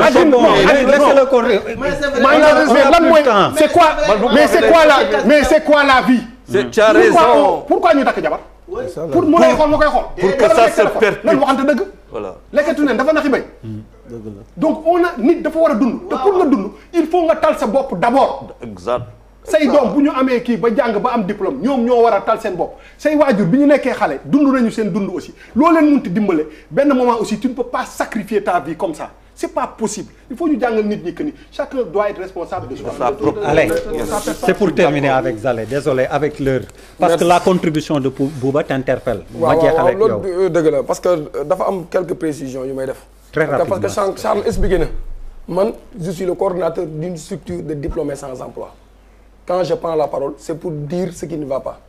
C'est pour dénoncer. Parce que problème bi dañuy jéem a des fois dañuy jéem a def diversion. Les gens n'ont pas de fixation sur les bureaux mais ñoom ñii accuser nit ñi fixation dans les bureaux ñoom ils sont d'abord dans les bureaux pare. Après ils reviennent dire aux gens de ne pas avoir de fixation sur les bureaux. sa ancien président ngay sànni mais jàkkaarloo bu ñu booy wax moom vraiment waaw parce que sa ancien président waaw sa ancien président waaw mais non mais mënoo wax ak moo ko formé dafa ndànk rek dafa ndànk kii sama grand la ñoo nekk université bokk na ci ñi ma formé kon su dama koy wax yàgg nañu am ay divergence lii la ñu am divergence kon qui veut dire c'est pas de nouveau c'est un débat d'idées c'est pas grave non moom il représente l'état du Sénégal c'est pas grave au débat léegi leneen beneen problème am na muy moom Maguette wax na ko sànq ñun wax na yàgg nañ ko wax dañuy xëy ne auto emploi entrepreneuriat wax naa kii doo entreprendre y a des gens yoo xam ne tey soo leen mayee doole tey dina jël benn Yves dina jël benn Modou ñoo am fa expérience 1 an 2 ans 3 ans ñu ma demal seen bopp nee nañ leen mécanisme dañuy distribuer financement c'est pas bon war ngeen may nit ñi ñu am possibilité expérience mais système éducatif à l'université est-ce que mettre nañ disposition yu la permettre par exemple sooy jàng nga am automatiquement possibilité de faire un stage c'est un problème qui ne se règle pas le problème des professions libérales wax nañ ko fi c'est des professions qui dépendent pas de l'État du Sénégal avocat dépend du État du Sénégal notaire dépend du État du Sénégal l'État du Sénégal ne paie rien et pourtant ça crée de l'emploi parce que soo ubbee tey cabinet tu as besoin d'un personnel donc tu veux dire que bëri na loo xam ne mais le principal responsable c'est l'État du Sénégal parce que l'État du Sénégal ne met pas de pression pour qu'on organise le concours si l'État du Sénégal ne met pas de pression pour que mu y ait transparence dans les financements ñun on a déposé la DER 9 projets du regroupement diplômé sans emploi benn ci ñoom financé wuñ ko. te ñun on a un projet boo xam ne ni ça peut aider l'État du Sénégal ci problème état civil xale yi. te mën nañ ko installer partout au Sénégal. mais quand tu appelles on te décroche pas. ça ne 9 projets financés wuñ leen tamit c'est beaucoup quand même. soo déposé demande d'audience. zéro may waagale soo déposé demande audience duñu la faale. des fois à la limite sax on te traite d'opposant. ñenn ñi dañ lay wax carrément dañ lay woo wala par personne interposée ñu ne la non yow dañ ñoo contre dugg na fi da nga contre président ñun président mën nañ koo xeexal jógee université xeex ba assemblée nationale taxaw foofu noonu moom mu ngi foon man maa ngi foon ñoo àndoon ñoo jógee université génn université jalonné ba finalement tout revient à la politique. mais attends foofu ngeen juumee li tax ngeen juum foofu c'est-à-dire may ma àggale madame may ma àggale ça va être la République. waaw bàyyi ko mu tëj non soo gis non waxuma dama la ne. pour le président là. oui bi nga xam ne on a défini les conditions yi ko permettre mën a doon président. war na gëstu ces jeunes là parce que ces jeunes là c'est les Sénégalais. ba nga xam ne ñun dañoo judd ñu dugal ñu école kenn ñu dugal sa bopp école dañoo dugal école man mii bàyyi woon naa daanaka jàng. nekkoon Mbàkke dugg ci marché yi di jaay ak yooyu sama papa du ci dal mu jëlee ma Koli Mbàkke yóbbu ma Nioro maa ngi ñaanal yàlla sama nijaay bi ma récupéré moom ci moom laa nekk ba am bac inspecteur Faye gaañu na yaa 4 mois de cela maa ngi ñaanal yàlla suuf oref suuf mais pourtant kooku li mu daj ci man lépp lekku ci 1 franc xëyuma sax mën jël 1000 francs mu coonam wàcc ak keneen kon qui veut dire que la situation elle est globale état da ci am responsable ndax parce que am na loo xam état mooy seetaan profession libérale suñu fi nekkee jeunes yi bëgg ci dugg lobby yi bañ état di ko seetaan fonction publique du ko nangu mais xam nañ gars yi lu ñu fay dugal parce que ñun ak ñoom ñoo nekk ñoo jàngandoo yow mënoo jàngandoo nit ki raw la njëkk laa am maîtrise yow àggoo maîtrise mu koy ànd ak nit di politique pendant 1 an 2 ans ñu ñëw recruter ko après on va te faire croire que yow vous ne faites rien wala yéen jéemu leen dara. Sané en 1 minute yow je vais conclure ak toi. ci wàllu je vais apporter en 1 minute s'il te plaît. Oui, mais je vais apporter un certain nombre de réponses. D'abord sur l'opérationnalité bu muy wax maanaam booy jàng ci formation bi l'État mettre un dispositif pour que ngay apprendre en même temps pour que boo génnee immédiatement nga opérationnel. Le dispositif de correction qui a été mis mooy la convention État-employeur. Qu'est-ce qu'il est devenu? Convention État-employeur am na maanaam jeunes yi instant yi ngay jàng da ngay nekkaal en même temps en stage boo xam ne c'est même rémunéré sous forme de pécule pour assurer ce transport pour que boo génnee nga cumuler les deux d'ailleurs le stage bi ngay def ci entreprise bi dafay bokk sur ton évaluation loolu état andi na ko pour aussi apporter des correctifs maintenant man je suis convaincu que c'est pas un Yves opposant c'est pas un Yves activiste qui parle c'est un Yves citoyen sénégalais qui a des préoccupations et ces préoccupations là peuvent être réglées dans des structures de l'État et je suis convaincu sur les 9 projets là certainement il y a un projet boo xam ne dinañ ko mën a financer parce que je ne comprends pas pourquoi ñu war a mën a financer un start-up à côté alors que certainement bu amee un projet maintenant ce qu'il faut appeler mooy qu'il y ait une discussion pour structurer le projet peut-être il y a une différence entre ñoom la cible bu ñuy am ak ñoom peut-être le secteur bu ñu ciblé c'est des éventualités yu mën a am mais pour terminer en parlant de migration parce que ñu ngi wax migration mais bu ñu xoolee la politique du président nga même ma daanelee foofu rek bu ñu xoolee la politique du président nga xam ne sa volonté déjà c'est d'empêcher même la migration intérieure au Sénégal les Prodac lan moo ko andi mooy lan la toog leen seen gox ñu andil leen. non n'en parle pas. non mais dinaa ko wax parce que il y a un trou de 29 milliards. il y a pas de trou de 29 milliards il y a une création d'un trou de 29 milliards qui se justifie pas et que personne n'apporte la preuve loolu aussi ma wax ko fii boo def jeune bi jógee Tamba. mais derrière Tamba Kédougou. il y a un DAC là-bas. à Sédhiou derrière Ziguinchor. il y a un DAC là-bas à Keur Massar il y a un DAC et même ici à Dakar il y a un DAC. xam na ci dag yi bu baax parce que joxoon approché woon nañ leen pour ñu def ci un concept pour yee jeunes yi ni ki c'est dans l'agriculture qu'il y a un métier de l'avenir alors kii laa bëgg kii la mii nii approché na ok yow laa bëgg jeexalee sëñ Moustapha non s'il vous plaît ak ñeneen approché nañ Malal depuis terre bi dootul et s'il communication ma ñëw de non sëñ Lo ñu déglu Moustapha Lo rek s'il vous plaît tàggoo dafa jeex depuis sànq jàppale leen ma s'il vous plaît Malal déglul waaw ak fi ñu toll xale yi ñu won leen lu tax ñu mën a rêver ñu won leen ay exemple moom ci la bokk Maguette ñu sant nag borom kër gi tey ki fi nekk tey jar nañ waxu mag ñi sax war nañoo rêver pour Youssou ñu dafa nekk exemple boo xam ne doom kese moom doomu doy na exemple ci ku rêver fan nga mën a àgg tey fi ñu toog tey bu fekkoon ne ay diplôme moo koy créé du créé wu. dëgg la kon ñoo ngi koy sant moom. ci patriotisme am ci bëgg gum bëgg Sénégal ci bëgg gum bëgg réew mu jëm kanam. di ko ñaanal yàlla mu yàgg fi loolu te wér. di ko ñaanal yéen ñi nekkal aussi surtout Birane doomam. dama mas wax sama benn xarit ma ne ko sa baay bu fekkee dafa doon tëgg tama ba dee na nga tëgg tama kenn du la ci xas. kenn du la ci xas. Birane bu doon yoroon micro kenn du ko xas ci loolu. bu demee bu groupe bi mu mën a toll mu jiite ko di ko manager di ko doxal ni mu koy doxalee vraiment am na mérite moom itam. yàlla na ko yàlla jàppale. alors waaye yéen xale yi ni ngeen. kii en tant que groupe bi war nañ wane ni leen kii mooy Youssou Ndour lii la def fii la jaar. kii success story quoi. success story ak yow. ak yow ak kii fii la jaar lii la def. 1500 à Kaolack il faut le faire commencer foofu. nga dem Sinico ne Ablaye Dieng CCD lii fii la commencé lii la def benn taabal la yoroon ci marché unité 14. di jaay marché unité 14 taabal. mais Mamadou Mbène Diop Baye Laye. Mamadou Mbène Diop Baye Laye. Ahmed Amar benn cantine la yoroon. fii Sandaga ñoo dendoon. yow 1500 nga déparé. man 1500 laa déparé. papis bii nii. mbaaw la dëkkoon léegi milliardaire. Idi Thiam président wu Unacois. oui. bal foog jaay la doon dagg di jaay. barki démb kuy bi luñ ko jox fii 9 milliards ñu ne du ko libéré. ndax libéré wu ko il a libéré à temps. bal foog jaay la doon dagg di jaay ñu mel noonu ngeen di teg ci kanamu opinion yi ba ñu wax ni. xale yi xamee ñoom dem def na ñoom. il faut montrer ces loolu rek laa bëgg a wax. allez merci beaucoup Maguette. balaa may dama bëgg répondre Bouba mais je vais commencer par comme ñëw na si Youssou Ndour parce que aussi man tey li ma gën a may visibilité bokk na Youssou Ndour bokk na ci. parce que bi muy def benn clip am Sëñ Fallou parce qu'il était resté longtemps sans chanter jël na sama benn scooter dawal ko. mais ñu bëri xamuñu histoire boobu nu mu demee. man maa doon dem di livrer këram muy dugg ci biir kër gi gis scooter bi man xaw ma ko de. mu taxaw xool ko ba si yàgg woo waa ji mu ñëw mu ne ko mais kan moom scooter ma ne ko maa ko moom mu ne ma suba dama am benn clip dama bëgg dawal scooter te fekk tout était déjà programmé. waa ji foo ne commencé kii mu ne ko non suba dama bëgg dawal scooter wax leen ak booy bi mu ñëw wax ma ko may leen non dama leen koy abal parce que je sais que visibilité bi ma ko mën a apporter mu ne ma non dama lay fay. te ñu bëri ñu ngi laam-laame parce que man tey boo defee concert je vends autant de tickets. parce que ñu bëri foog nañ ne car rapide Youssou Ndour ko moom. waaw nga leeral tuuti. non du ma ko leeral parce que man bu ñu waxee ma toogee fu ñu ne toog Youssou Ndour ko moom dama naan waaw. parce que ça m'arrange. c'est marketing. waaw c'est tout jël na sama scooter. oui tous les jours daf ma ko fay. déjà il m'a offert la visibilité. yes ba pare il m'a payé tous les jours. chaque jour scooter bu gaare ma pare defar facture ñu fay ma. ma ne ko non jaru fay mu ne ma si damay fay parce que dama la war a jàppale pour nga dem.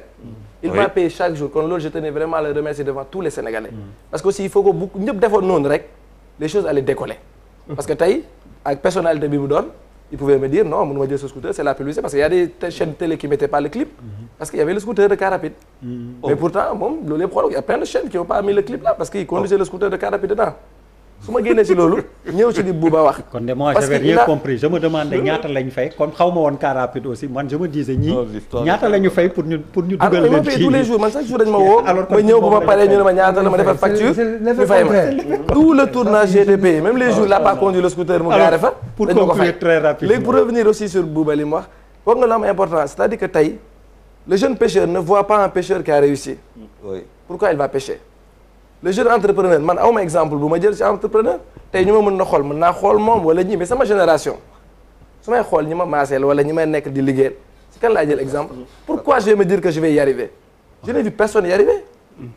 mais man tey am na ñu bëri jël nañ exemple ci man am na boy livreur yu bëri la plupart je vais dire 80% sont passés chez moi des gens sont passés chez moi ils ont été recrutés par des entreprises et aujourd'hui on prend même mes salariés parce qu'ils voient le sérieux la formation qu'on leur met dessus mais loolu c'est une première partie réussite la noonu laa ko jàppee mais tant que li nga wax nii li nga mujjee temale amul ñu bëri bu ñu amee yoon bàyyi nañ bàyyi parce que nit ki tam booy xool sa kanam il faut nga am foo gis mais boo xoolee gisoo dara da ngay jéem a xool li nga bàyyi parce que li nga bàyyi woon tamit je pense que am na sécurité loolu laa bëggoon leeral mais tant que ñun ñëpp jeunes yi amuñu ku ñu xool ce sera très difficile Maguette moo commencé kii bi waaye xoolal wax ji franco la